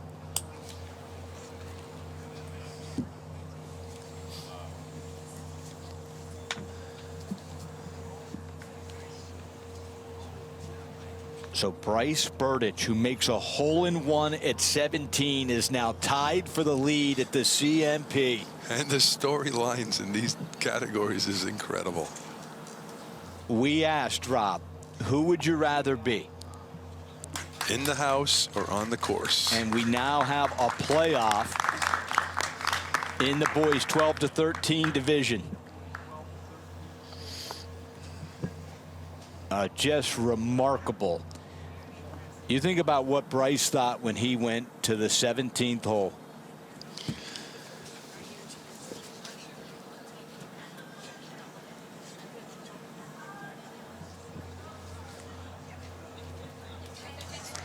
As they finish up in the 12-13-year-old boys division. Okay, now this is Bourgeois to make it a 3-way playoff, Rob. He has a par putt remaining here. He's got to take his time. It's about a foot, but you can imagine the nerves even on off this short of a putt. And it's And he in. holds it. Three-way tie. Three-way tie. So not done yet. Not done yet are these young players. Hebert, Bourgeois, and Burridge will play on here at the CMP.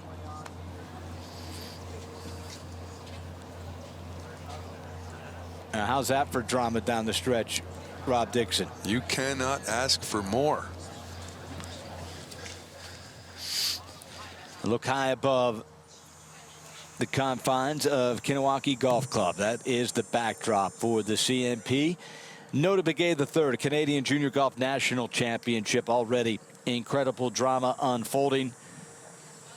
You know, we have to mention the people and the community here in Kahnawake, home of the Kanawaki Golf Course. We had the Grand Chief out last night, the new Grand Chief, Cody Daibo. He gave a little welcome speech to the players, accepted a plaque from NB3. I mean, it was a beautiful event, packed house, and we really appreciate being here in Kahnawake Mohawk territory. So Oscar Ricketts in the boys 14 and 15. It's a 4-shot lead over Colton Cheeseman and a 6-shot lead over Dante Gamble. So Ricketts coming off of that birdie at 17. Ricketts leader by 4, his second at 18. Now, not going to be pleased with that, Rob, but when you have a 4-shot lead, that gives you a little bit of leeway. There's a little bit of room. A little bit of room. He missed to the left.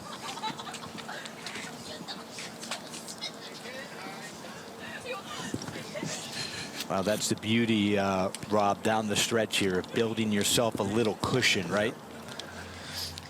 Ryan, JP Beaulieu just came up and shook my hand. We really have to thank the involvement of Golf Quebec. Golf Quebec's been on site with their referees and their knowledge about course setup and the players, and it really were a great help to NB3 this week. Again, we want to thank Golf Quebec and Sandrine and JP and the whole team and Mathilde and her referee crew that was out here, and it's really been amazing. At 17.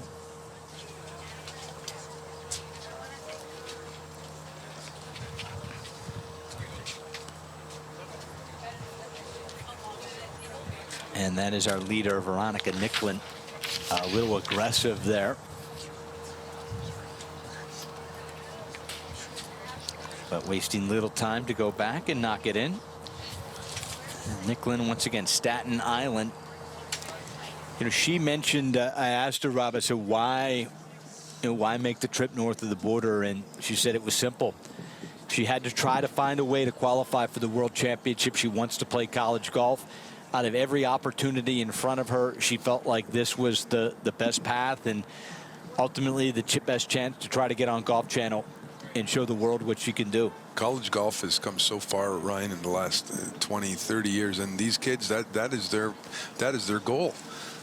They want to find a path to make it to Division I golf schools. So Oscar Ricketts, 4-shot lead, a little bit to play with. And that's up to about, we'll call it 6-7 feet. Ricketts over the green. So Cheeseman, Gamble, his third, up over the bunker, onto the apron, and beautiful shot. Oh, that is wonderful touch. Ryan going back to the CMP scoreboard again. Hang on. Looks like we were quick to play here at 18. Okay, well, guys are going to mark the ball. I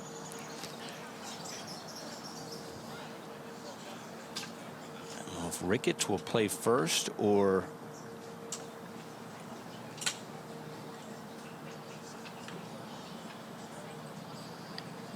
out of the bunker. He's going to play, and he too nice up and down. He's going to give himself a chance with an uphill putt.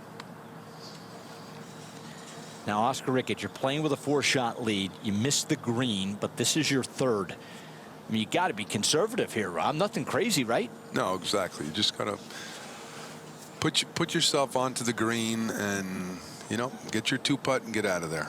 Well, Ricketts playing quickly.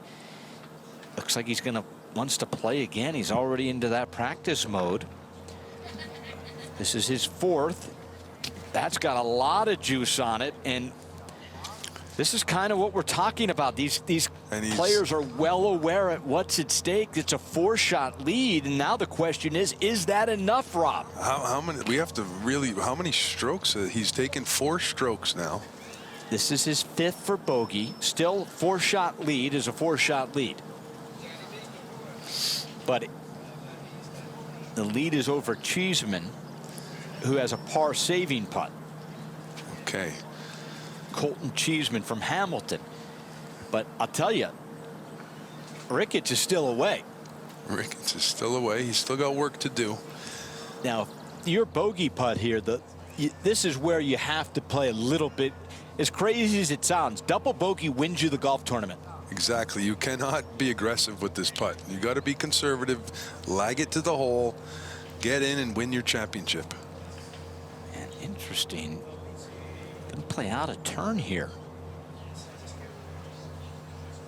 And bang it in. And holes it. Yeah. Understood.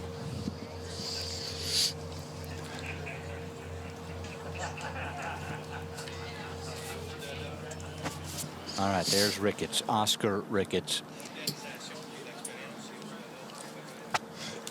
Fairway over the green, muffs the chip, and hits it past. So this is for bogey for our leader, Ricketts.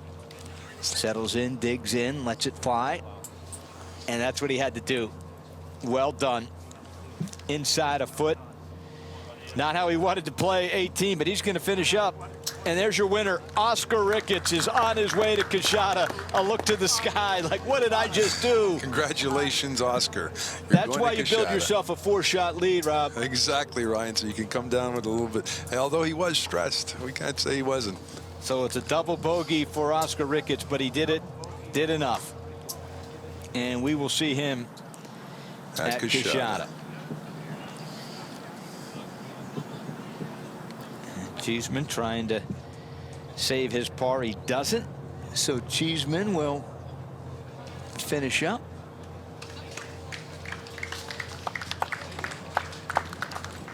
Boy, for a second there, he probably was like, is he going to let me back in this? But he entered this 18th hole 4 back.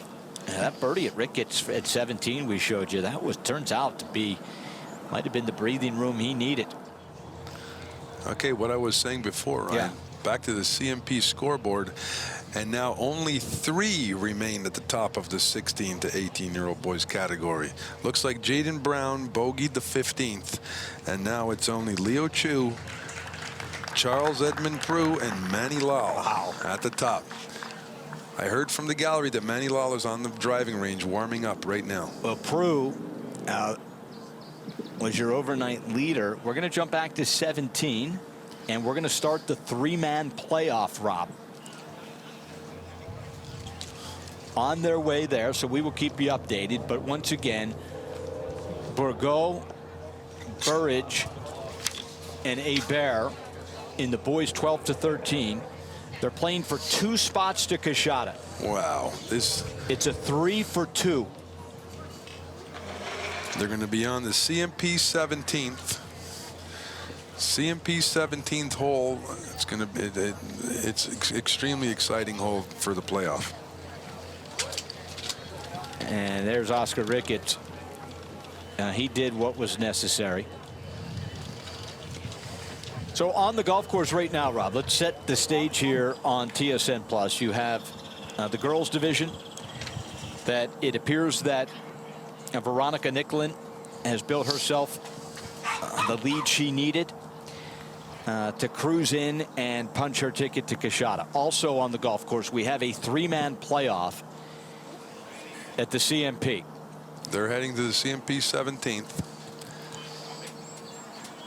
2 players will advance to Kashada. 1 will hoist the trophy here in Canada as a Canadian national champion. And then, of course, as you said, a lot of golf left in the boys 16 to 18. A lot to be decided. We will tell that story as it develops, but they're still out on the golf course. We have certainly Veronica Nicklin. A wonderful look at her here. Let's take a look at this golf swing at the tough 18th. Hanging on, I leaning. think she flared it to the right. Leaning. Good call, Rob. And could find that front right bunker. The good news is similar to Ricketts. She has built herself a little cushion. Yeah, she definitely just has to play conservative. Get it up onto the center of the green.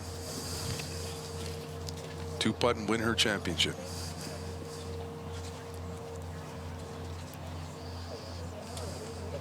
And once again, playing with Nicklin, Sienna Mascara from Southampton, Bermuda.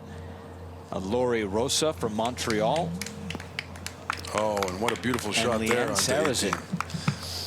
Coming out of the, I mean, you saw the construction area on the left there, so I don't know what kind of lie she had, but that's a great shot up onto the 18th green.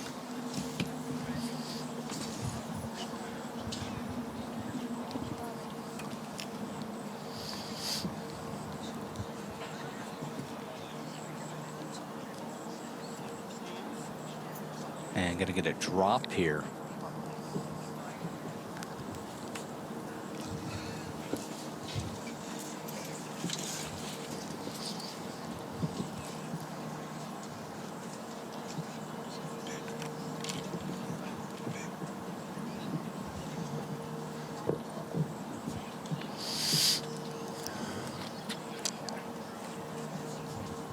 It gets dark so late here.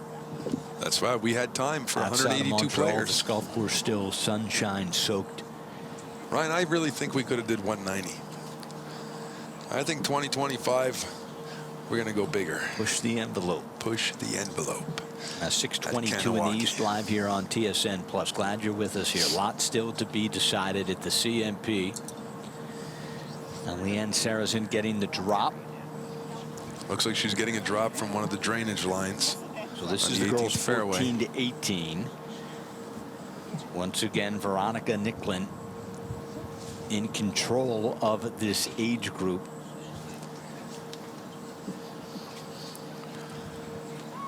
But listen, the beauty of golf is a top 5 finish.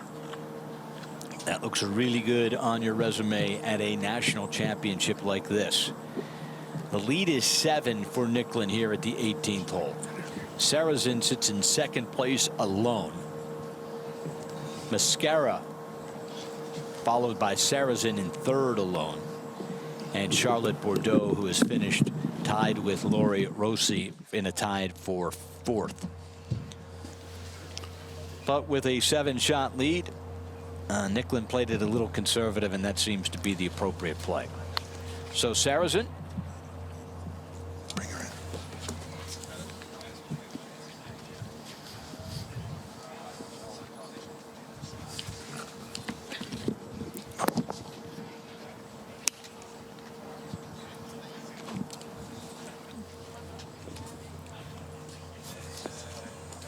Daisy, if you want us to take an interview or is the play up?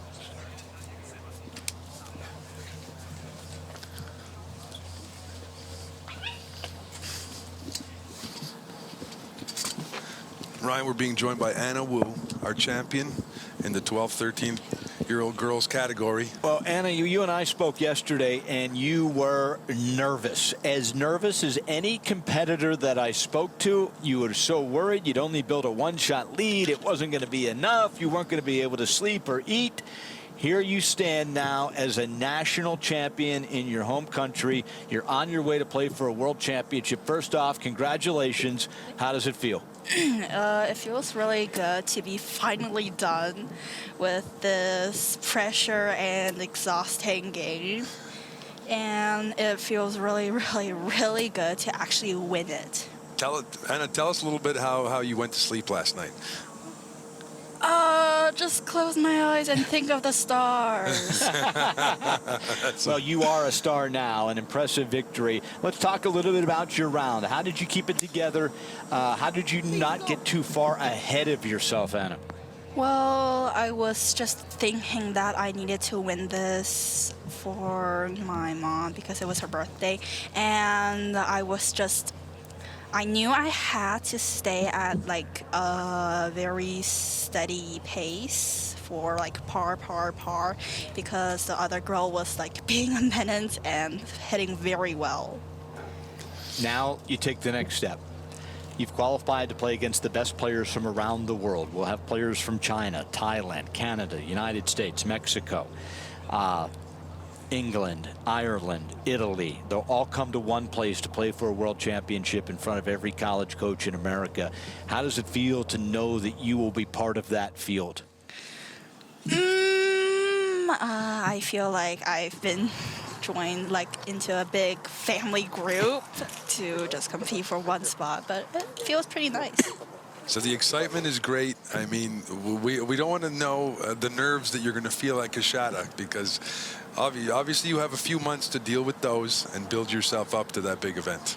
Yeah, that's nice to know that I still have a few months, but not tomorrow. It is not tomorrow. No, you get a little time off, a little time to relax, but congratulations on winning the CMP Nota Begay III Canadian Junior Golf National Championship, a well-deserved win. Congratulations. Thank you. Thank you, Anna. A round of applause. Anna Wu punching her ticket, Rob, joining a great list. And we're back ready to do the same at 18. Once again, it has been a coronation for Veronica Nicklin from Staten Island. You had suggested play it a little conservative with that 7-shot lead, Rob, and that's exactly what she's done. She's on the move. She'll mark her ball on 18. Looks like she'll have a fairly routine finish and get her championship in the books. Yeah, no doubt. So in the meantime, Mascara and Sarrazin still to play. That's a rough lie out of a bunker, but a gorgeous shot. Wow, that's Leanne, just Sarrazin, gorgeous to about 8 feet, 6 feet here at 18. Way up on the face of that bunker, Rob. I'm sure you've hit a few in there. In my day, I've had a few in there, Ryan, of course. Well, maybe not as many as you in your time here, but it's definitely a challenging shot, and that was a great result. So Nicklin coming from Staten Island. One of a few New Yorkers that are here in the NB3 this year. Yeah. Yeah. She knows all that hard work ultimately paid off. And let's get back to 16. Prue with an eagle putt. All right, let's take a second here. Let's get to 16. Boys, 16 to 18, Rob. This is a par 5. Yeah. Everybody has taken advantage of this hole, but you can imagine what the pressure is like. Exactly. I mean, you know, they're coming in thinking they have to make birdie. Leo Chu hacks it out of there. And he'll have that left.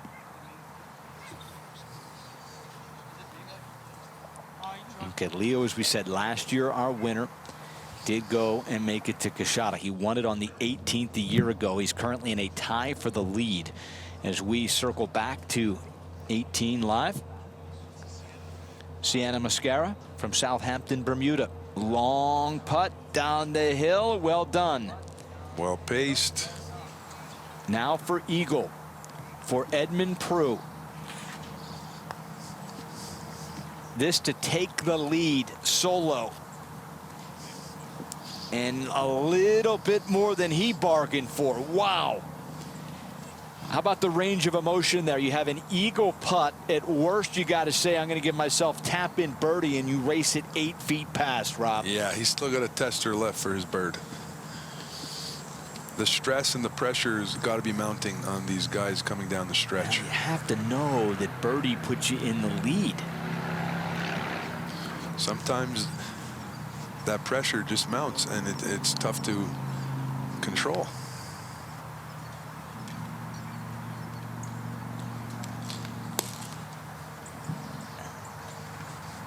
Jaden Brown, 1 out of the lead. Kobe Bent, 1 out of the lead. Tim Hatchie, 1 out of the lead. Anthony Assa, 1 out of the lead. And I'll tell you what, this 16th hole, which has been routine birdie for so many players today, the pressure. And Prue's going to have a birdie putt to take the outright lead at the CMP. Now back at 18, unable to convert the par, but she has done enough. And Veronica Nicklin, you've punched your ticket to Veronica Nicklin is the winner of the CMP Nota Begay III Junior Golf Canadian Championship. She is on her way to Coushatta.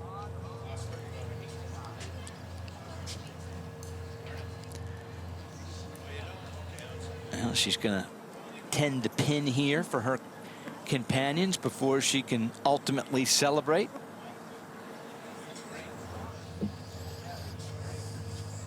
Let's see if we can read this putt with enough speed.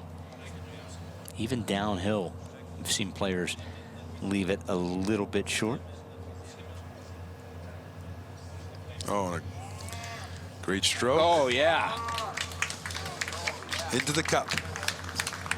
It's a way to finish.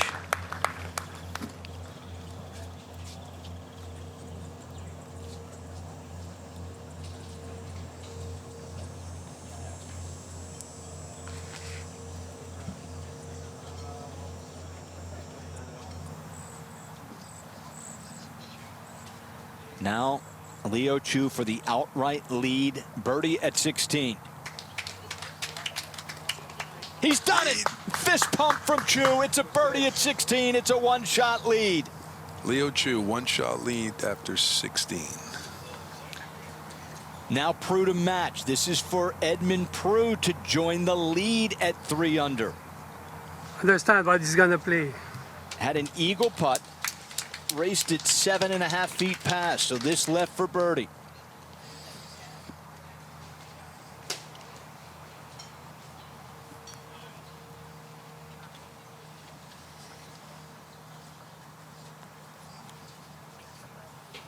Oh my goodness. It's a 3-putt par for Edmund Prue. He'll remain 1 back. Let's go to the 17th now. Jeremy Hebert, Bryce Burridge, and Zach Bordeaux in a sudden death playoff. That's just off the green at 17.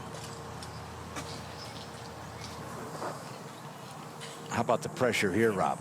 I mean, the 3 of them. One thing is they have to be thinking that 2 spots are going to make it to Coushatta. Right, the last time Bryce Burridge hit this shot, he made it. In the hole. A hole-in-one that ultimately has propelled himself into this playoff. He gets to start on the hole he made the ace. From London, Canada, Burridge now. How about ace? He would take a couple feet, I'll tell you that.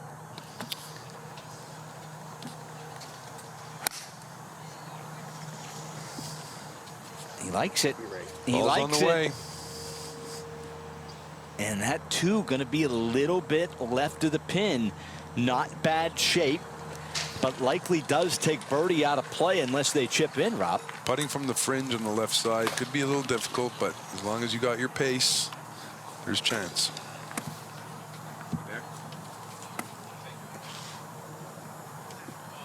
Zach Borges last to play. Both competitors off the green left. If he can stick it, advantage Burgess.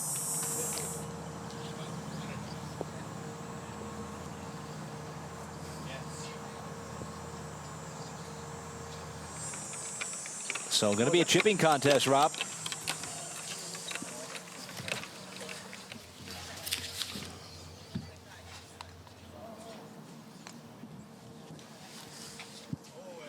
So we have a playoff in the boys 12 to 13. 3 players for 2 spots. In the boys 16 to 18, we once again have Leo Chu that has taken the lead. 1 shot over Manny Lau, 1 shot over Ed Prue, and Jaden Brown is also 1 shot back.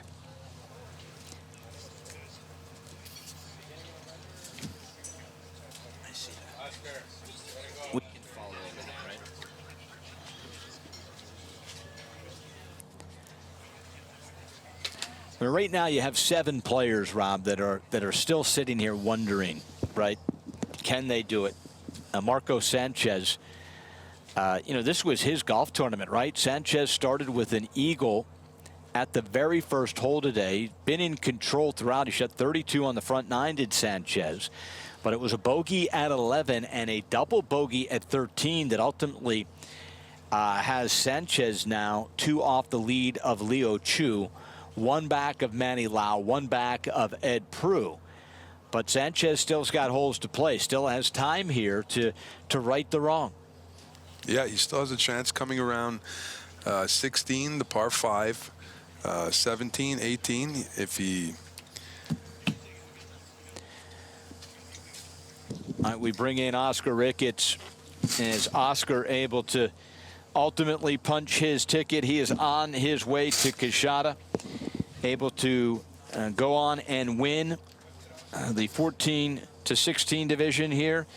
Oscar from Point Claire, Canada. A year ago, close, weren't able to get it done. You built yourself a 4-shot lead heading to the last hole, Oscar, and you made us a little nervous at 18, I'll be honest. What was going through your mind? I got a little nervous. The ground over there is pretty firm. I suggest some watering over there.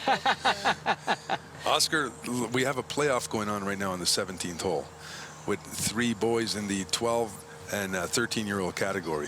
Do you think they're feeling pressure right now on that playoff? Yeah, they for sure are. Yeah. I'm hoping for my close buddy, Zach Bourgeois, to get it done. Okay. Well, congratulations, Oscar. We're glad to get you on here. You're on your way to play for the World Championship at Coushatta. Briefly, how excited is it to go test yourself against the best players from all over the world? It's very exciting. I'm looking forward to it, and I'd just like to thank you guys for everything. It's been a great tournament. Appreciate that. We'll see you at Coushatta, Oscar. Congratulations on the win. Great having you here, Oscar. All right, to the playoff.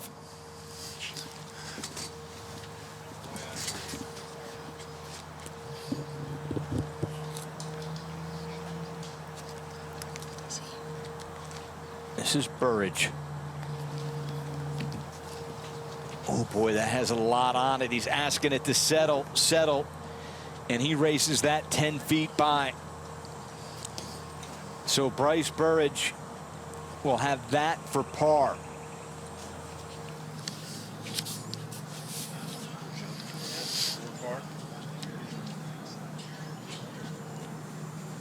Now Bear. If this would go in, Rob, he's your winner.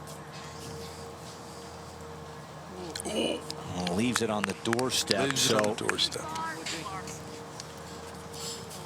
All right, Bear is in with a 3.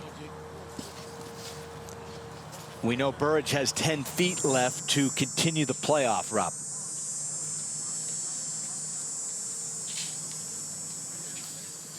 Ryan, with 2 qualifying spots to Coushatta, they have to have there has to be a little conservative play in these players' minds right now. Well, as you're sitting there right now, Burridge has to make this putt. I mean, I think Bourgeois and Hebert are in tight. It just happens. Burridge is going to play here, and I'll tell you, this is all he wants for par. This putt is fairly straight. It's about 10 feet. Most people think it's going to break right to left, but it seems to stay pretty straight from this angle. He made hole-in-one here at 17 in regulation. Ultimately, that eagle ace propels him into this 3-hole playoff. This for par now to extend the playoff.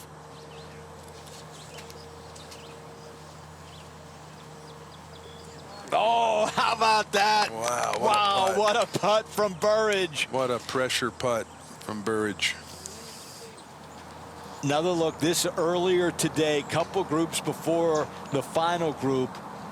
Bryce Burridge from London, Canada with the ace. One hopper for a hole-in-one. Dunk. But it's a 1 on the card that ultimately gets him into the playoff at 1 under. And he just banged in an 8-footer for par in the first playoff hole. And allows him to make that putt and stay in the race.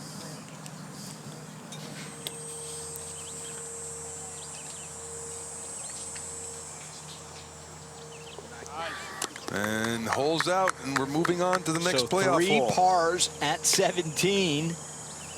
And guys will hustle and head to 18. The drama continues. And we've seen 18 be a very, very difficult hole. Yeah, the green has given many players problems. The approach shot is difficult. Anything can happen on 18. All right, back to 16 to 18, Rob.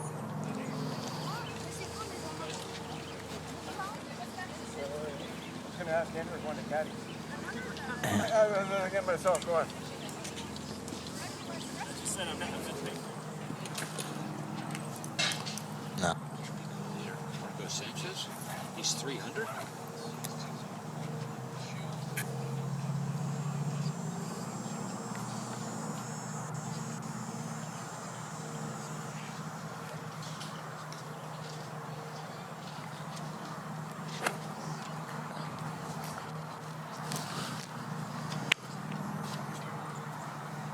All right, updating on the CMP leaderboard, and currently a 3-way tie for the lead in 16 to 18. So Leo Chu is actually tied for the 4-way tie as Marco Sanchez has just added a birdie. So we're now 4 deep. Now this is Leo Chu tied for the lead at 17. Same hole we just watched the playoff.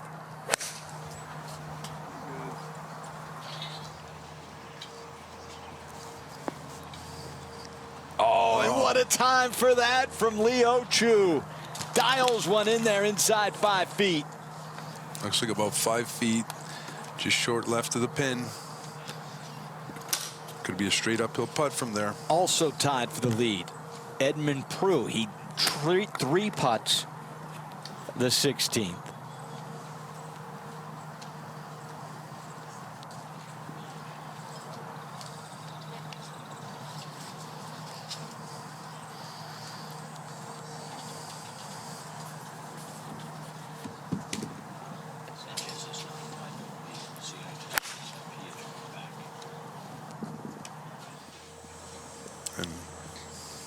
Prue gets a horrible bounce. Rob, what's down there? Down on the right side of 17. That's where all the danger lies. You don't know what you're going to end up with. There's a hazard. There's a very steep slope. Most players tend to aim at short left, short of the bunker left is probably the safe play on 17.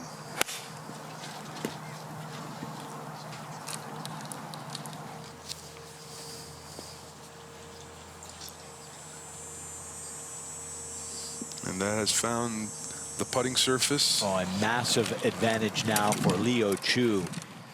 I'll call it 3 feet for birdie to take a 1-shot lead at the CMP. With 1 hole to play, this is exactly the position he wants to be in. Dialing one in here at 17. You can only think what Manny Lau.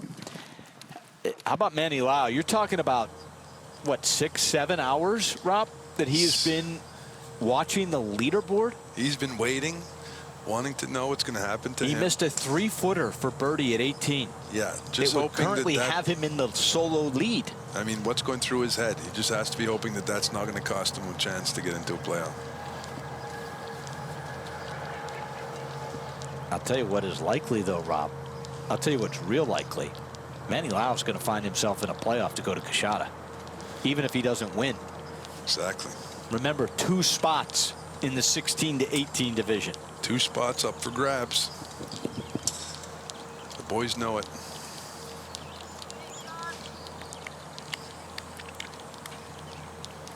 I mean, can you imagine what the folks at CMP are thinking right now, that they put their name on the title sponsor, and now you're watching this kind of drama unfold? You got a playoff, three-way playoff in the boys 12 to 13. A 16 to 18, there's about 5 guys that could ultimately hoist the trophy, and there's 2 spots to Kashada. I mean, all of our sponsors, we thank them, but they have to be extremely happy with how the event went. And the drama, we had drama last year, and this year is no different. And it seems like there's even more.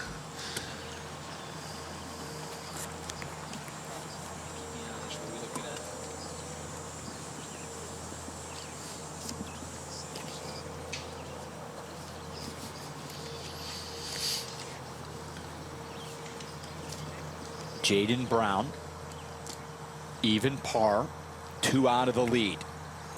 Needs this to go, I think.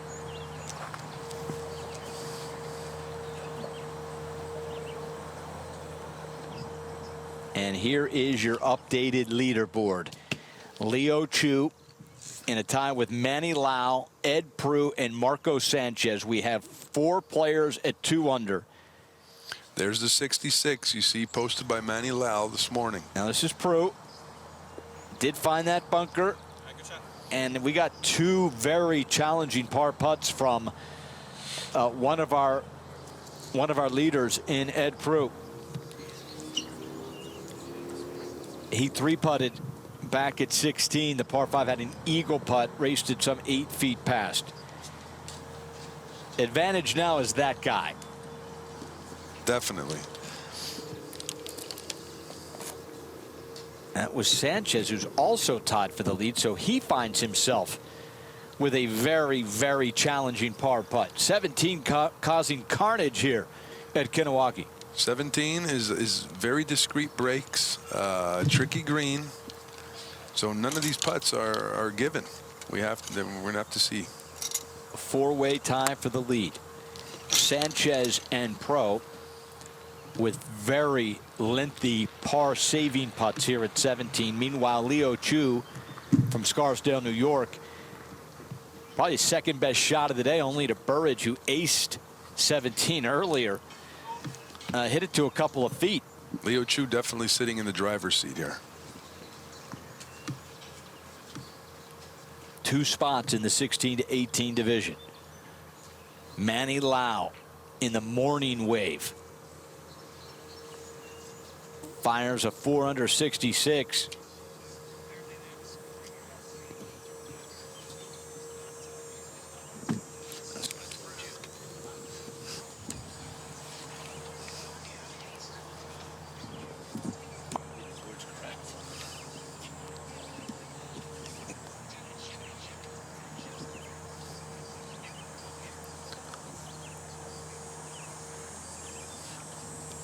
So for Marco Sanchez, as we said, he started his day with a hole-out eagle at the first.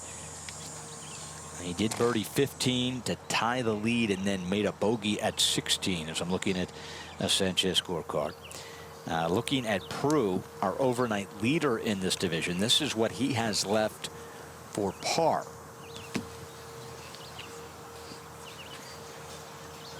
So Prue's going to go first. That's Sanchez to his right. And then Leo Chu has a birdie putt here at 17.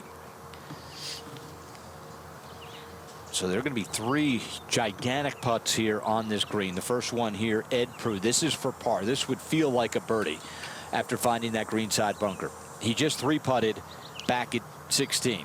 There he goes, 15 feet. Got it, Ed Prue. What a pressure putt. Wow, RB. did he need that? And it's a full-blown fist pump for Prue.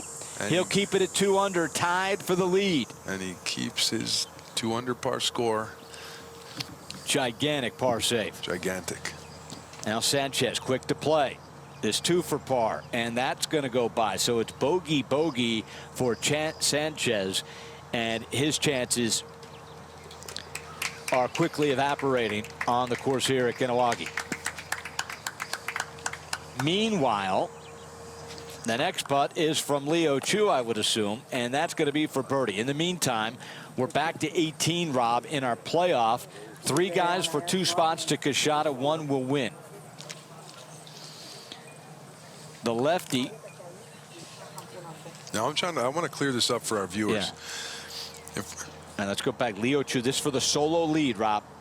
Birdie putt at 17. 5 people below the hole. And he drains it. Leo Chu, 1-shot lead, 16-18. Leo Chu now has the lead again in the NB3. Now we're back in the 12-13 playoffs. Zach Bourgeau, Bryce Burdage. Okay, sounds good. And Jeremy Hebert. And that's a pretty good shot here at 18. Hole high. A little right to left for Hebert. Bourgeau and Burridge still to play here, Rob. Not really a birdie hole, though. I mean, I feel in the 12-13, again, you're almost playing for par here. Well, with the troubles we've seen on the green here at 18, I think they are playing for par, and, you know, birdie would be a bonus. Well, Burridge is going to check out his divot from his practice swing.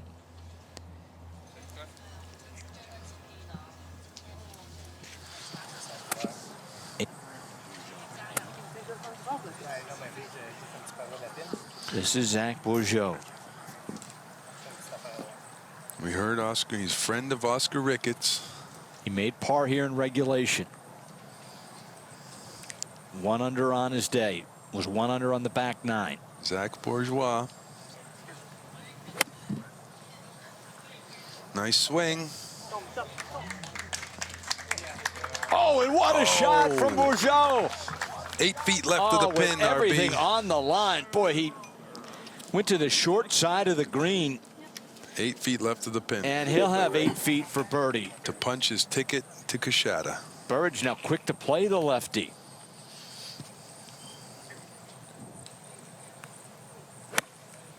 And he's away.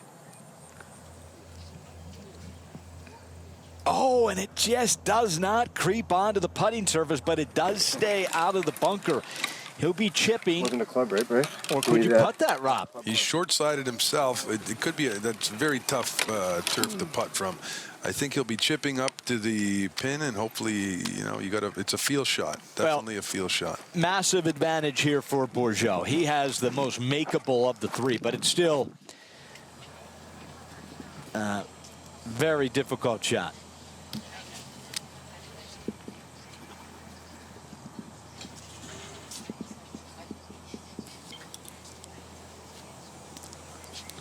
Now at 18.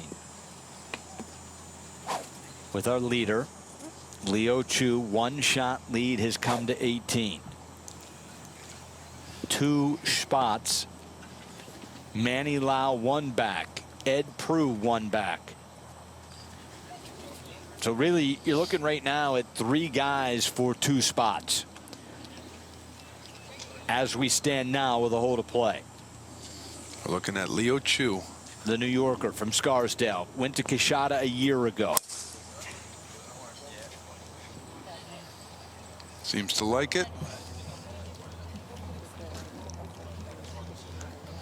Right side of the fairway. Yeah, I like that, right? Right side of the fairway. So he's going to have about 140 yards. So 1-shot lead, 16-18, 2 spots to the World Championship at Coshada. Leo Chu's got to finish it off. Who will the second player be?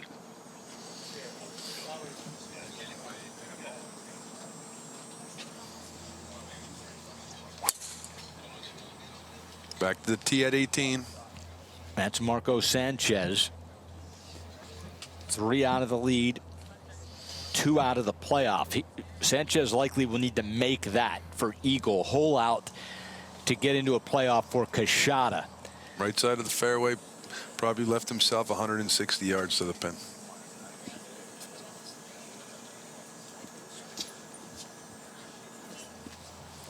All right, now Prue, 1 out of the lead. Huge par save at 17. Ball. He likes it. Quick pick of the tee. He's currently tied with Manny Lau. Now, here's what's at stake in 16-18. Chu has a 1-shot lead. He makes par. he's in, going to Kashada. If Prue makes birdie, he goes to Kashada, and Manny Lau goes home. That's it. Now, if we still have a tie for the second spot, that puts us in another playoff. Another playoff situation. Exactly.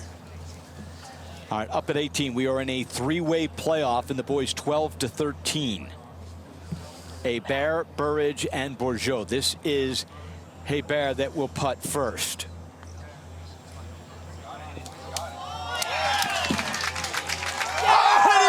Are you serious? From way downtown. Bang! 40 feet right to left. Hebert is the first player all day to get it to the hole. Now the pressure swings back. Remember, 2 spots to Kashada. 1 trophy for the winner. Zach Bourgeois stalking his putt.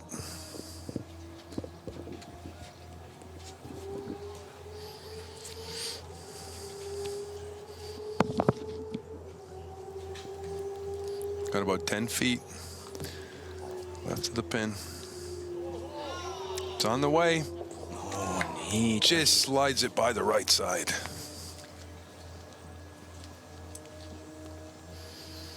Zach Bourgeois finish it off for par. Okay, so here's what we got. We have our winner in the boys 12 to 13. Hebert makes a 40-footer at the 36 hole. For Bird. Excuse me, the 3rd playoff hole to advance out of the 12 to 13. Now, we still have some work to do here. We still have another spot for Kashada up for grabs here.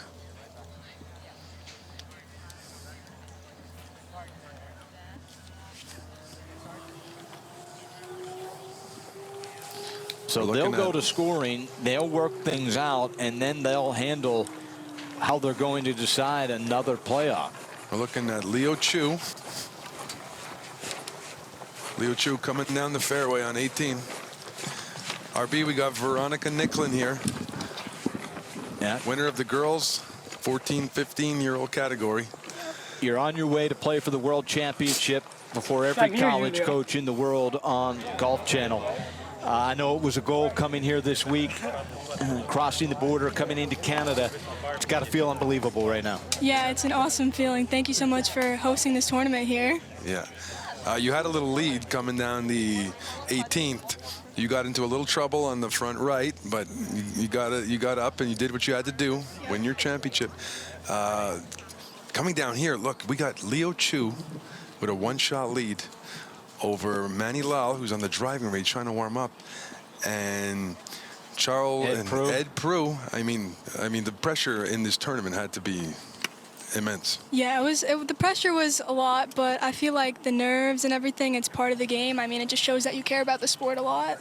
Well, we could see that in the emotion with you players. So we're so happy to have you as our champion, Veronica. Thank you so much for having us. And can't wait to see you at Kashada. I'm so excited for it. Thank you so much. Congratulations.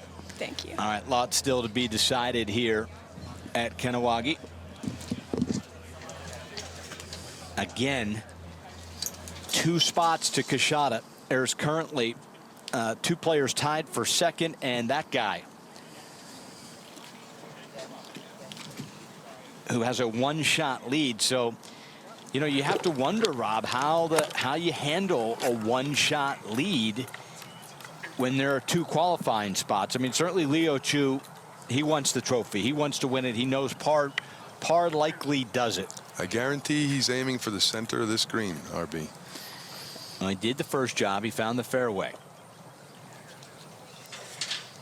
Chu making birdie at 17 to get him to 3 under and a 1-shot lead. And mission accomplished, Rob, exactly as you ordered. It's the front of the green, pulls it back about 1.5 feet. To putt that, finish 3 under. Exactly. And Punches guarantee yourself a spot to Kashada. Back in the fairway. This is Ed Prue. He is 1 off the lead, but he is currently tied for the second spot to the World Championship. Birdie guarantees him a spot to Kashada, Rob. Best of the drives. Great position here. He's got to be looking right at this pin. Seemed to be clean contact. Oh, and he'll Great like that. shot by Ed Prue. He will like that. He will have about half the distance of a Bears putt.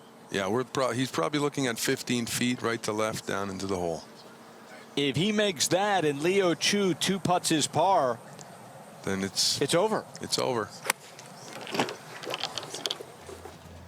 Oh, Brown. Too little, too late. Beautiful shot here at 18. A couple bogeys on the backside for Brown. Leo Chu. Ed Prue. They've come to the final hole here with so much on the line.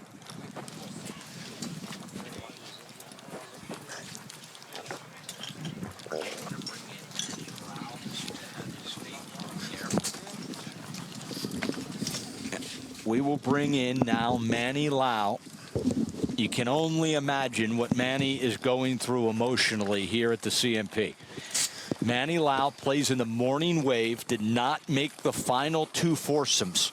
Has to go out in the morning, shoots a 4 under 66, misses a 3-footer at 18 for 65. Lau posts 2 under in the clubhouse. Manny, you've been watching for now 7 hours since you've completed.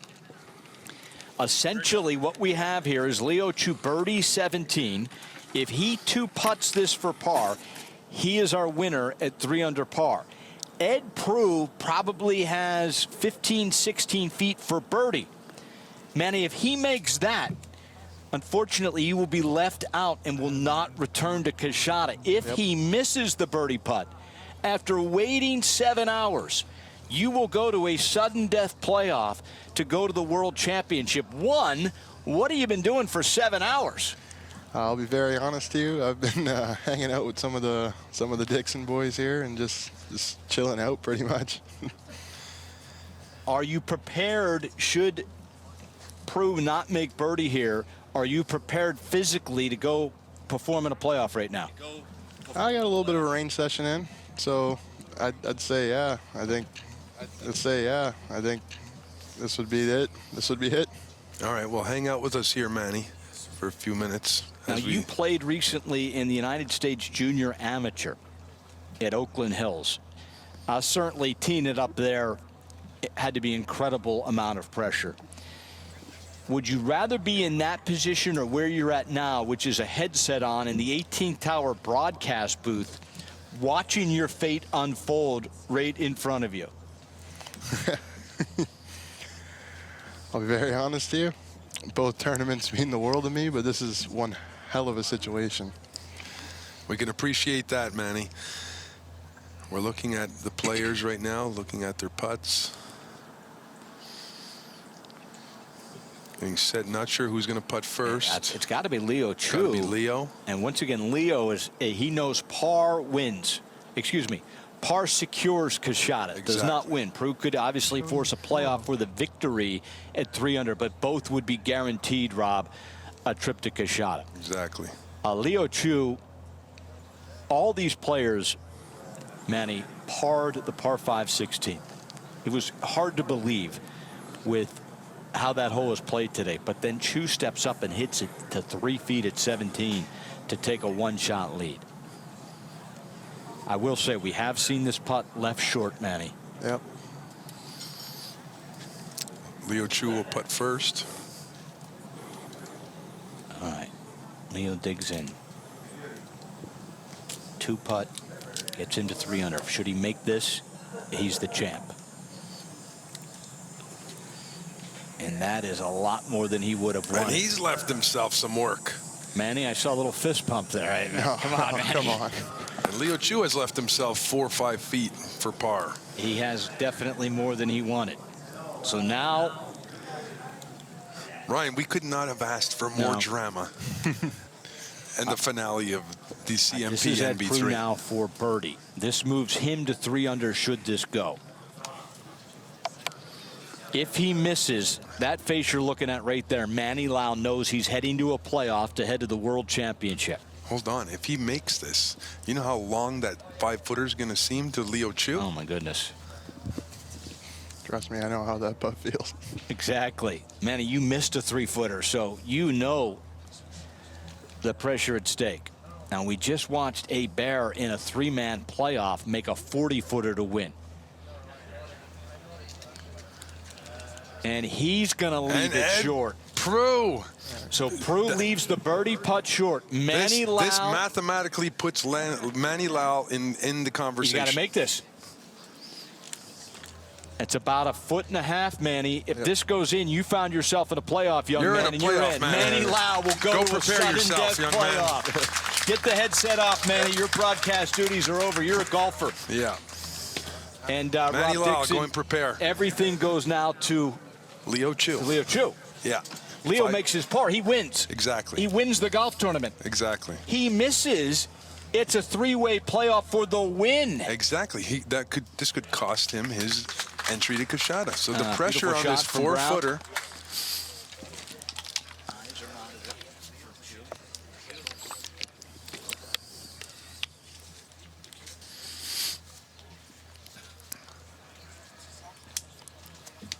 And Marco Sanchez, a good way for him to finish. That's a solid putt.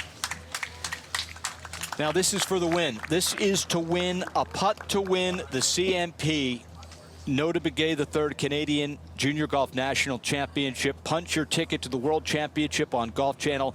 99.7 players that make it to Kashada receive a college scholarship in the United States, Rob. Leo Chu was there last year, Ryan. He knows exactly how special this is and how important this putt is. He knows what's at stake here. This to win the CMP. The crowd will tell you the story.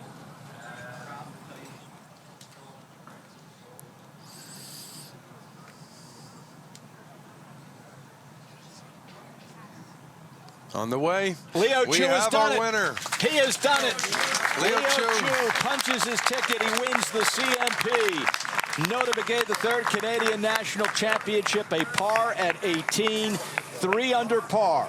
Chu is on his way to Kashada. We're on our way to a playoff with Ed Prue and Manny Lau for the 2nd spot at Kashada. We now have two-time winners of the CMP NB3 Canadian National Championship. Leo Chu 2 years in a row, the 16 to 18 year winner. Earlier, Riviera Lindholm, the 2-time winner of the 10 and 11-year-old girls category. It's incredible, the talent that's been out here, and we just can't wait to see the future of these young stars. So we got to get a playoff here. Manny Lau and Ed Prue will play the 18th again. It'll be for a playoff for the final spot.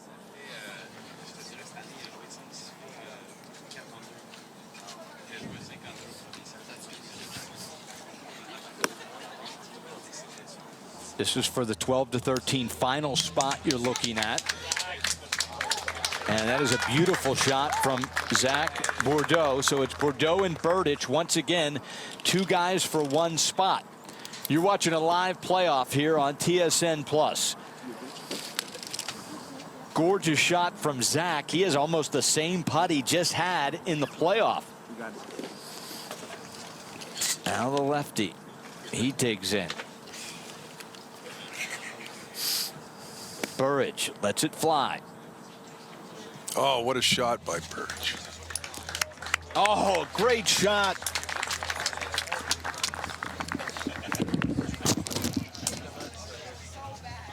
So we got a playoff. Incredible action here at the last. 2 guys inside 10 feet. If they both make, we continue the playoff. We go back to 18 and play it again. 2 guys, 1 spot to the World Championship. Leo Chu, he is your winner.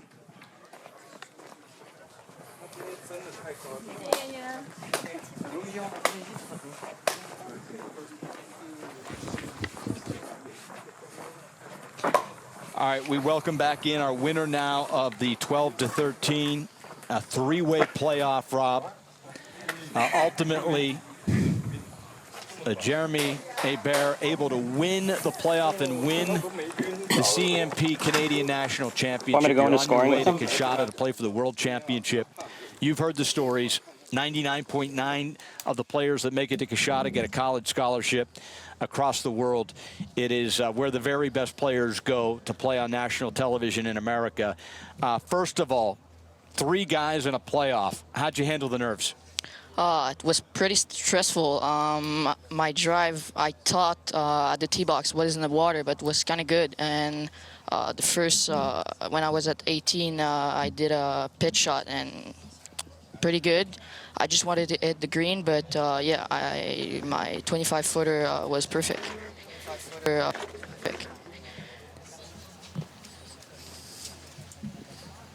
So now the 2 guys that you were in the playoff for, they both have putts inside 12 feet here on 18 to make birdie at 18. Should both make, the playoff will continue. If one makes, that's your 2 12-13 players that are on their way to the World Championship. How about the putts they have ahead? About 12 feet. This 18th green, tough green to read, huh? Yeah, the green is not that like in good condition. Yeah, I think Zach is my friend. Slides it by on the right. Is that the exact putt, Rob, he hit? Exact putt. I think. Right. So now Burridge, he's got, what do you call it, Rob, 8 feet to punch his ticket? Yeah. It might break a little from the right to left to punch his ticket to Kashada. He made a hole-in-one at 17 to get into the playoff. Now Burridge. He makes this, he goes to the World Championship on Golf Channel. Misses, we play on. And he walks and it he in. sinks it. Incredible. Burridge is on his way to play for the National World Championship at Kashada, Rob. Hole-in-one gets him into the playoff, and he's punched his ticket to Kashada. What a story. So in the 12-13 division, it is set. The 2 players that will leave Canada knowing they will go play before the world at Kashada, Jeremy Hebert and Bryce Burridge on their way. Let's just put at stake what's at stake at Kashada. You'll go play against the best players from America, from China, from Mexico, from Thailand, from Canada. The best players all gather in one spot. How big of an opportunity is that for you? Yeah, I just went to the Optimist in Florida, and it was kind of big. I didn't shoot. I shoot 80, 80, 88. Not quite good, but yeah, it's a pretty big tournament. I'm gonna play at Kashada. You're gonna have a great opportunity. You want it, and you play well. You're gonna get yourself onto Golf Channel. Yeah. Is that exciting? Yeah, to be on the TV, a little bit more stressful. Well, certainly, Jeremy, we got to congratulate you in a 3-man playoff. You take care of business. You punch your ticket. You're on your way to the World Championship. Congratulations. Thank you. Congratulations, Jeremy. And the drama is not done yet here at Kanawaki, Rob. We have another playoff. Another playoff. Sudden dramatic death, finish. 2 for 1, Rob. Manny Lau, Ed Prue. What Manny can we Lau say? has not hit a golf ball in 7 hours. He's been on the range, warming up. Definitely has to get back. The adrenaline's got to kick in now. Manny's got to get himself back into form.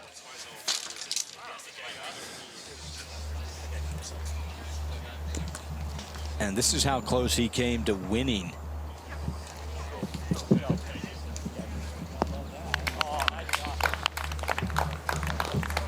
I think this is There's a shot of Manny, sticking it to 3 feet on 18.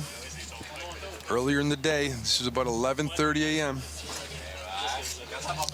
And there's Manny sliding it by on the right, missing that putt.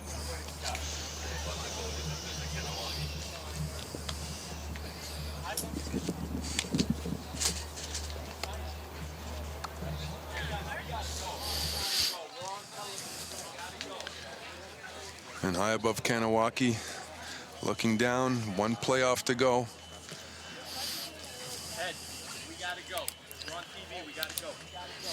Manny Lal and Ed Prue for the last spot to Kashada. So we'll play 18, sudden death, Rob. 2 players for 1 spot. There's a shot of Manny. They're going to jump in the cart, and they're going to be shuttled to the 18th tee. Let's go inside 18 here at Kahnawake. Obviously, the hole under construction. Completely different look than it had a year ago. Yeah, and you have to be careful because going outside the fairway here could put you in treacherous lies. So the tee shot could be very important for these 2 guys. Now, Manny hits it how far off the tee, Rob? I mean, Manny's probably the longest hitter at the competition. So, but he might tend to, if he goes conservative, he'll pull 3 wood off the tee. Just a great atmosphere here as the fans have all gathered into this Rotunda Vista here at Kahnawake. And boy, have we been treated to ridiculous drama. I mean, it's been so entertaining just being here watching these young people and the excellent golf and the dramatic finishes. How about Burridge? Can we get Bryce Burridge in here? Just punched his ticket. Come on in. We're going to put Bryce on a headset. So tell our folks back in St. Pete that we're bringing in Bryce Burridge. And Bryce, let's talk a little bit about it, son. You just punched your ticket to the World Championship at Kashada. You get in a playoff by making what? A hole-in-one at 17. First of all, have you ever made a hole-in-one before? I had 2 before that. 2 hole-in-ones before this? And then... Here it is. Watch it here. You'll see it live on TSN. Looking at Bryce Burridge. 1 bounce and in. Did you know immediately when it bounced that it went in? Yeah, you could see it. Yeah. So you knew you made a hole-in-one. Now my question is, did you know when that went in that it suddenly vaulted you into the competition with a chance to win, or no? Yes. I knew I had a chance, but I didn't know I was gonna come second. I knew I was gonna come like third. I didn't know I was gonna have a playoff for first though.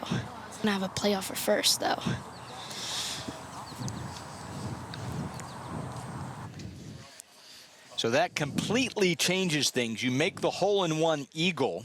You pick up 2 shots on the field to get you to 1 under.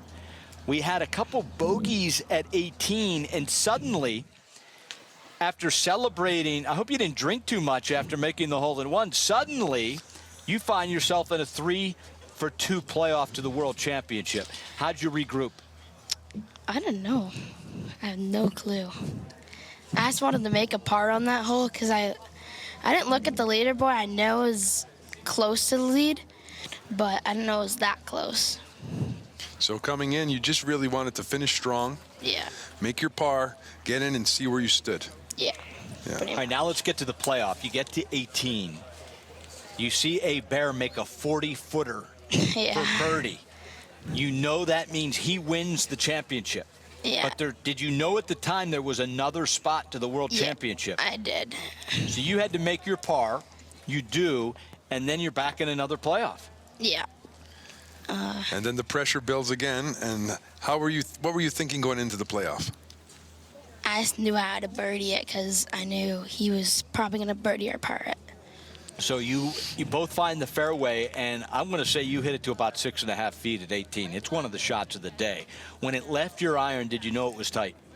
I thought it was a little bit of a draw in, but I thought it was long for a second, and then I figured that came up, it was like 5 feet. 5 feet, you take it, right? Yeah. All right. Congratulations. You're on your way to play against the best players in the world at Kashada. You did it with a hole-in-one to get into a playoff. This, my friend, will be a day you never forget. Congratulations. Yes, Congratulations, thank you. Bryce. All right, we are ready, Rob, for our final playoff of the day. It is 2 players for 1 spot to Kashada. This is how we wanted it to finish. Ed Prue. Fighting as it gets, Ryan. And it's going to be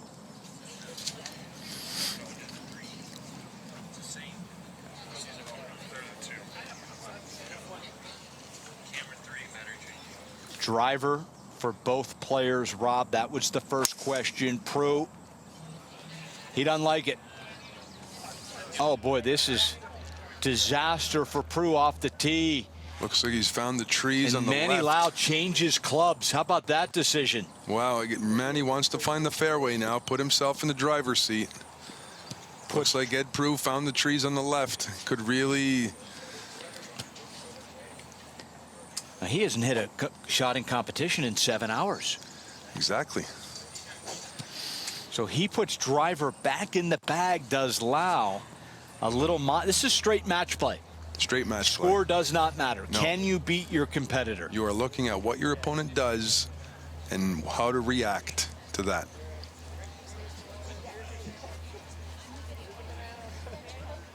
Three wood for Lau. First shot hit in 7 hours. Swing, ball's on the way. And Manny's found the right side of the fairway.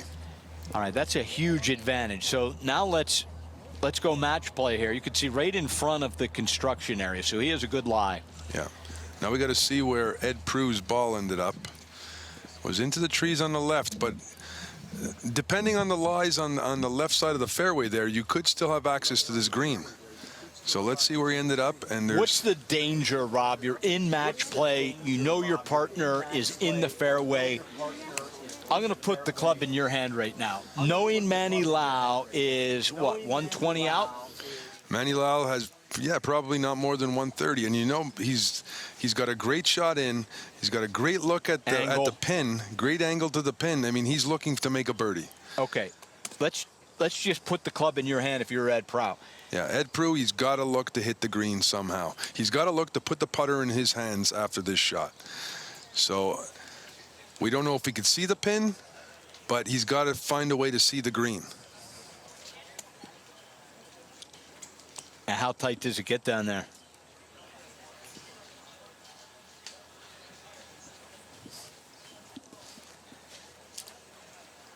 I'm not sure he knows that he may have lost the direction of his ball. He clearly is on the wrong side. Okay. He's heading to his golf bag because the players know they're playing. They just took driver up. He just took driver up there. Manny obviously had his entire bag. So we have Ed walking to his bag on the right. He's going to have to retrace and come across the fairway, see where his ball ended up on the left side. See if he has a shot to the green. It's going to be a longer shot. There's a bunker on the right, on the left side of the fairway there. If he didn't reach that bunker, he could be looking at 180, 190 to this green. From a questionable lie, maybe tree in your way. Well, I would say with nearly 100% certainty there is tree trouble. Definitely, but there is openings on that left there's side. A great look, Rob. All right, walk us through it. So he's definitely obstructed by the trees. Looking at. How high are those trees? Can you go over the trees there from 175? No, we have pines that are like 50, 60 yards in front of Ed, and he's how about the front bunker? Is that a bad spot straight through? You know, you got to hope Manny makes a par. Maybe if he can keep it low, put it in the front bunker, get up and down. Wouldn't you agree the green is out of play? It looks to me like the green is out of play. Ed's got to be looking at making par. With that lie and where he's located, it doesn't look like he can get the ball onto the green.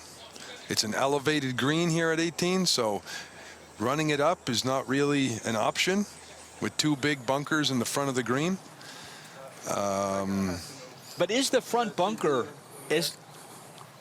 is that a bad play? Or would you play it way out to the other side of the fairway and have a better angle? Well, either way, I mean, front bunker, depending on his sand play, could be a good option to make a par for him. Well, just disaster for Ed off the tee, and he's just spilled his bag. He's not going. Meanwhile, Manny Lau has not hit a golf shot in 7 hours. And Lau finds himself in a beautiful position.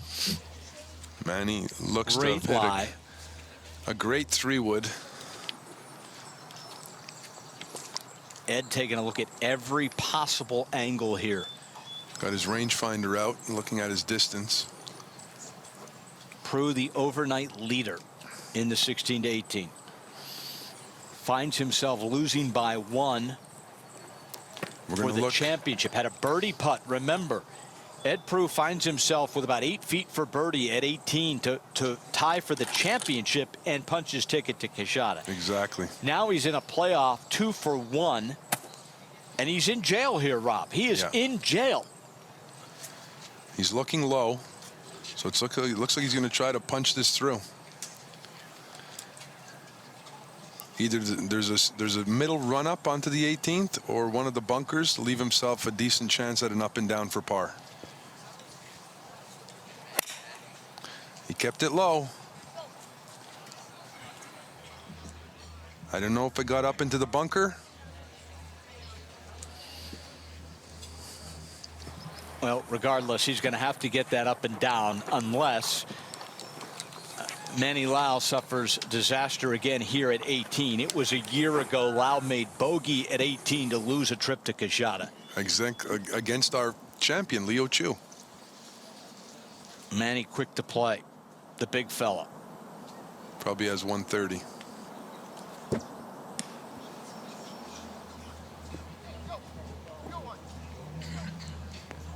Oh, and Manny leaves it short, sucks it back off the green. He hit the front fringe. We can't see how far it came back off the green. If nothing else, this game of match play just became a whole lot more interesting. It's very steep on the front of 18. And so he spins it too. That could have come back halfway down the slope. We got to see when we get up there. But that just put Ed Prue right back into this hole. Well, it almost takes birdie out of play for both competitors. Exactly. Lau missing the green puts Ed Prue right back in this competition. 2 players, 1 spot to the World Championship at Quixada. If you're Ed Prue, you got to be thinking, if I make par, we're going back to the tee for the second playoff hole. 100%. 100%. Now the question is answered by Prue. We didn't have a great look at could he made it through the. Ed Prue is got it all the way through the trees, Rob. Yeah, he's on the. Looks like he's somewhere on the front of the green. The guys might be right next to each other. They could be. Oh, now we're taking a look. Okay. And we see Ed Prue in the front bunker. And Manny to his right. Exactly. Now, as we said, you have spent nearly half your life in this bunker. Ryan, a lot of times when you're caddying for me, so you know how tough of a bunker shot this is. But what we have seen from this bunker, especially on the upslope, is players leave it a little short. The sand can be quite heavy, and you really have to follow through on this bunker shot.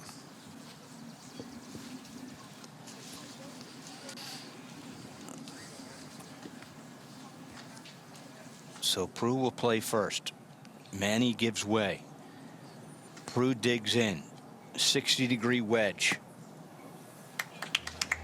Oh, what a great shot by Ed Prue. Looks like he's left himself about 6 feet below the hole for par.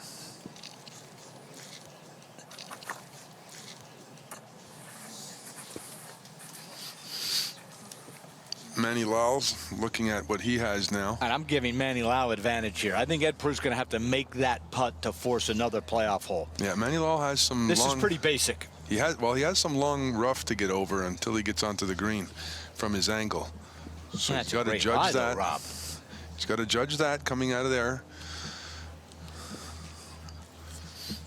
Unless he's got a high lofted wedge, he's going to fly it to the pin. Manny Lau, he makes it. He's on his way to Quixada. And Manny Lau snuggles it up tight. All the pressure now on Ed Prue. Great chip by Manny Lau. So Manny has a foot. Let's see if he marks or taps in. He will mark. Put a coin on it and give way to Prue. Prue is facing all the pressure now. Fairly straight putt. I'll tell you, if there's any advice, Rob, it's make sure you get it to the hole. We've seen numerous players be short on 18 green today. Ed Prue has to make sure he gets the ball to the hole.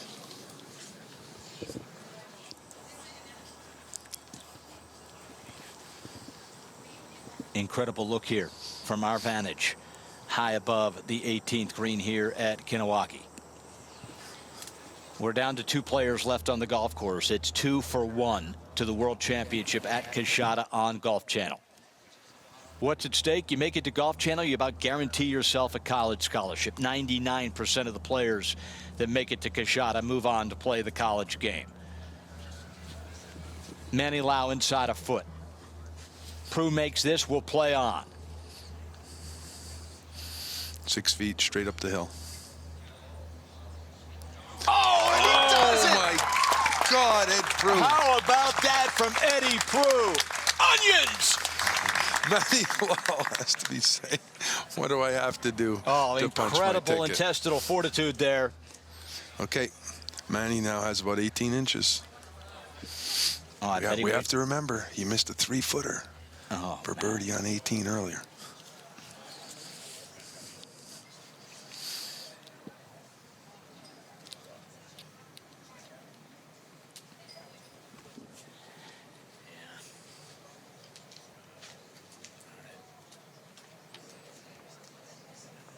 And Manny Lau is in. We will play on. We play on. Milwaukee. Is this drama, Ryan, or is this drama? Let's get him back in the golf cart, and let's get him back to 18. Back down to 18T. A lot of the family's still out here watching the finale. I'll tell you what, Ed, boy, after that tee shot, that is an impressive par save. Very impressive. He was in jail behind the pine trees, punches it up to the green, into the bunker, makes his par. So it will be a quick off air here. We'll continue on with this playoff. One more hole here on TSN Plus. But Rob, again, the amount of playoff and drama, it's all anyone could have asked for from CMP, from TSN Plus. This is the best thing you'll see all day. Well, we've been involved here this week, Ryan, is second to none. I mean, NB3 Canada is bringing a new level of competition to Canadian junior golf. So once again, 7 different divisions here at the CMP, and all in all, 10 spots. 10 Canadians will move from the Canadian Championship to Coushatta, where we know they can change their life in 3 days. And we're still fighting for 1 spot. Wow. This is an incredible day of golf. I've enjoyed myself to the fullest. As I'm sure all the families, everyone out here, we saw the emotion on the players' faces. We've had several winners in the booth with us. They've expressed their nerves and the pressure they felt. You could just see how much this event has become in the first 2 years. Yeah, it is, and certainly lived up to the billing, Rob. Wow. The fact that we're going to go back and play 18 again. And how about the story? How about the developing story of Manny Lau? Waiting for 7 hours. Well, he waited for a year. First of all, he bogeyed the 36th hole last year to lose the tournament, to miss out on the spot of going to Coushatta. He waits a year to come back, has a opening round that does not have him in the final 2 foursomes. He goes out in the morning and shoots 66, but misses a 3-footer at 18 for 65. We're not even here right now if Manny makes the 3-footer. Yeah, exactly. I mean, look, last year he loses with a bogey on 18 to Leo Chu. This year has a subpar, over par round in his first day. Comes in second day, shoots 66, missing that 3-footer on 18, and again loses to Leo Chu. Unbelievable. But he's got himself in a great position. Him and Ed Prue are going to play off 18 again for that final spot to Coushatta. Yeah, it's been riveting for sure. A club selection here. How about Prue right back to the driver? Now remember, it was a snap hook, Rob, a snap hook at the first playoff hole left. He managed to get it up and down for one of the all-time par saves here, right back to the driver. Yeah, you got to figure there's going to be a correction here. I think he likes this one. And a quick pick of the tee, indeed. That is going to be considerably better. It's long and it's in the fairway. So Prue, the correction has happened. Now Manny Lau, does he go back to the 3-wood? Or does he push the envelope with driver here at 18? It will be 3-wood. Manny again with the 3-wood. Listen, if I'm Manny Lau, I hit the exact same drive I just hit. I take one extra club and we play on. Yeah, he had a great look, great angle in. You want to put yourself back in that same position.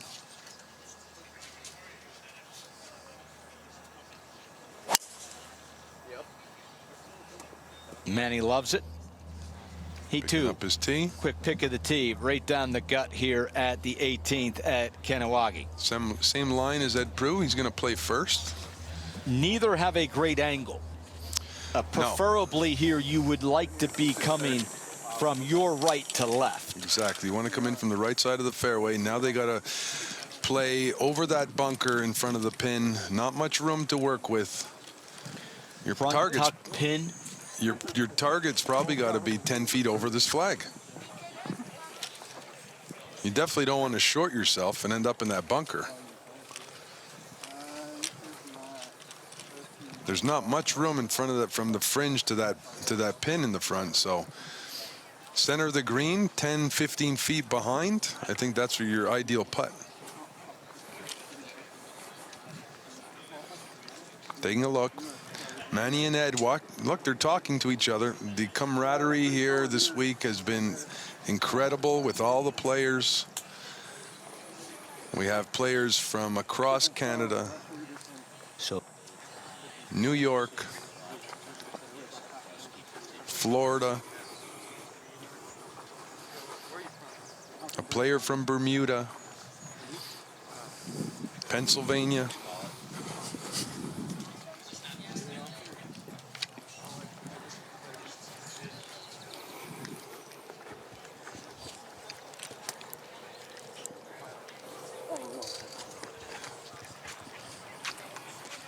So both guys right now that walk up 18, Lau and Prue, both in the fairway on this second playoff hole. Leo Chu has already punched his ticket to Kashada. Now two players play on.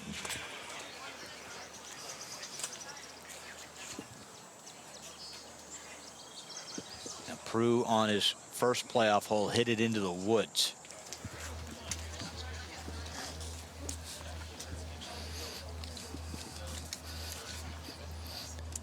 They're about halfway down the fairway.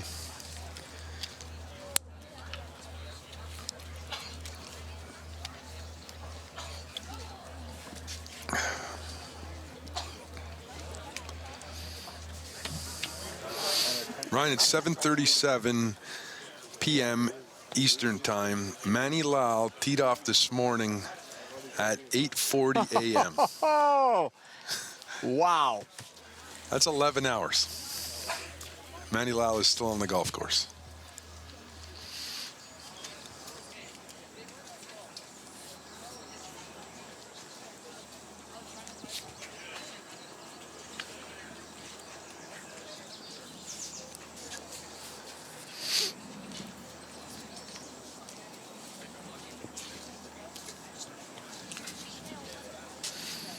All right, the players have reached their balls. Manny's looking up. And remember, they're going to play this hole. It's two guys for one spot remaining. Should someone win this playoff hole, they will be the only player punching their ticket to Kashada via the playoff. A lot on the line here for Manny Lau and Ed Prue.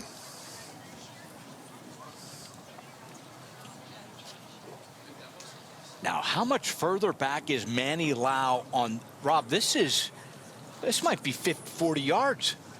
Manny's about from his previous shot here at 18.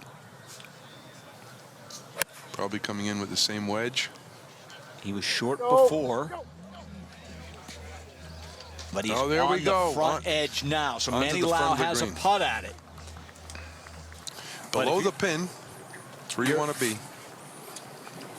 More likely a par than a birdie. Prue with an opportunity to stick one in close and claim his spot to Kashada.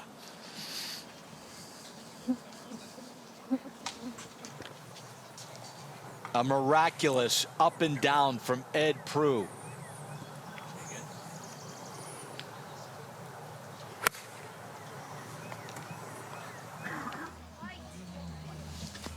And Prue, he goes long. So once again, where we're looking at, Rob, what neither player knows is this is our final hole of the night. If they tie, both players will be rewarded with a spot to Kashada. However, they're unaware of that. The other reality of this reality television drama, if one of them makes birdie, or heaven forbid one of them makes bogey and the other makes par, only one will go to Kashada. A lot on the line here on 18. Not exactly what Ed Prue wanted with that second shot. We did see Jeremy Hebert hold that putt. He did. To win his H almost division. An identical position. Exactly. Manny Lau probably has 12 feet up to the hole, 15 feet up to the hole. The good news for Manny is, well, unlikely he makes it. Being uphill, it's also unlikely that he has anything more than a one-footer. However,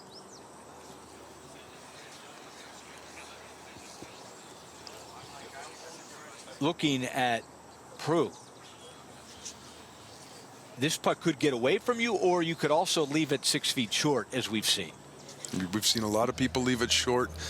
Jeremy Hebert, one of the only ones to get it to the hole. It did have a little pace on it when he got it there, so it could be tricky.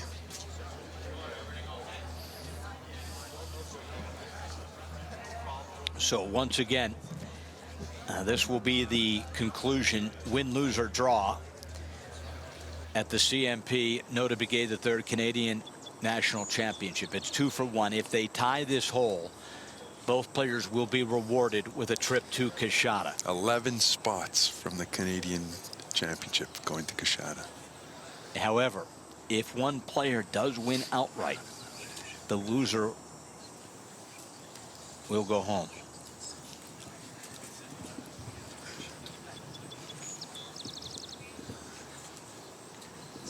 Prue taking his time. We just saw this putt made in a playoff to win. Rob, more likely to be short or long here? More likely to be short. We've seen that all day. He's got to make sure he gets the ball to the hole.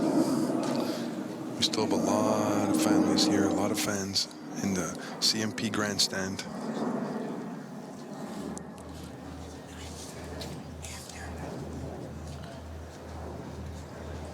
Putt is on the way. What a great effort by Ed Prue. Great effort. All right, so Prue, he puts a coin on it. Now Manny Lau with a putt to win and punch his ticket to Kashada outright. Now neither of them know that if they tie, they both punch a ticket. Prue has maybe 3 inches for his par. This for Manny Lau. This would do it right here. A birdie putt on the second playoff hole. He's waited 12 hours since he teed off. He's now back with the sun setting here at Kanawaki Golf Club. This to punch his ticket.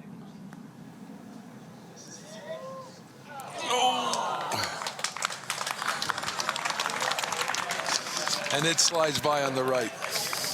Tap in par for Manny. And now Dan Crowther will go down and tell both competitors that that is and it. Ed Prue taps in. There will not be another playoff hole. And both players have no idea what's happening right now, Ryan. They are going to be told right now. They think that they're out right now. And they just found out. Ladies and gentlemen, they just found out. They are both on their way to Coushatta. An incredible development here at Kahnawake. You got to look at the par by Ed Prue on the first playoff hole. He had to think he was out of the competition. Incredible. So there you go. A wild day here at Kahnawake. So year number 2 of the CNP, Nota Begay III Canadian Golf National Championship has come to an end. And boy, did it ever live up to the hype in year 2. Rob, your vision has been realized. Year 2 could not have gone any better. I can't ask for anything more. I want to thank you, Nota, our whole staff of Kahnawake, the community of Kahnawake. I want to thank my mother, my father, my kids, Mallory, all our extended families for such a great event. And we'll see you at Coushatta. Yeah, absolutely. So for our entire broadcasting crew led by Chris Holmeyer, who negotiated this incredible day, and some of these incredible shots, including this hole-in-one. On behalf of the entire NB3 JGNC crew from Ponte Vedra Beach, Florida, led by the managing director, Dan Crowther, I'm Ryan Burr saying, until December on Golf Channel, we'll see you at Coushatta.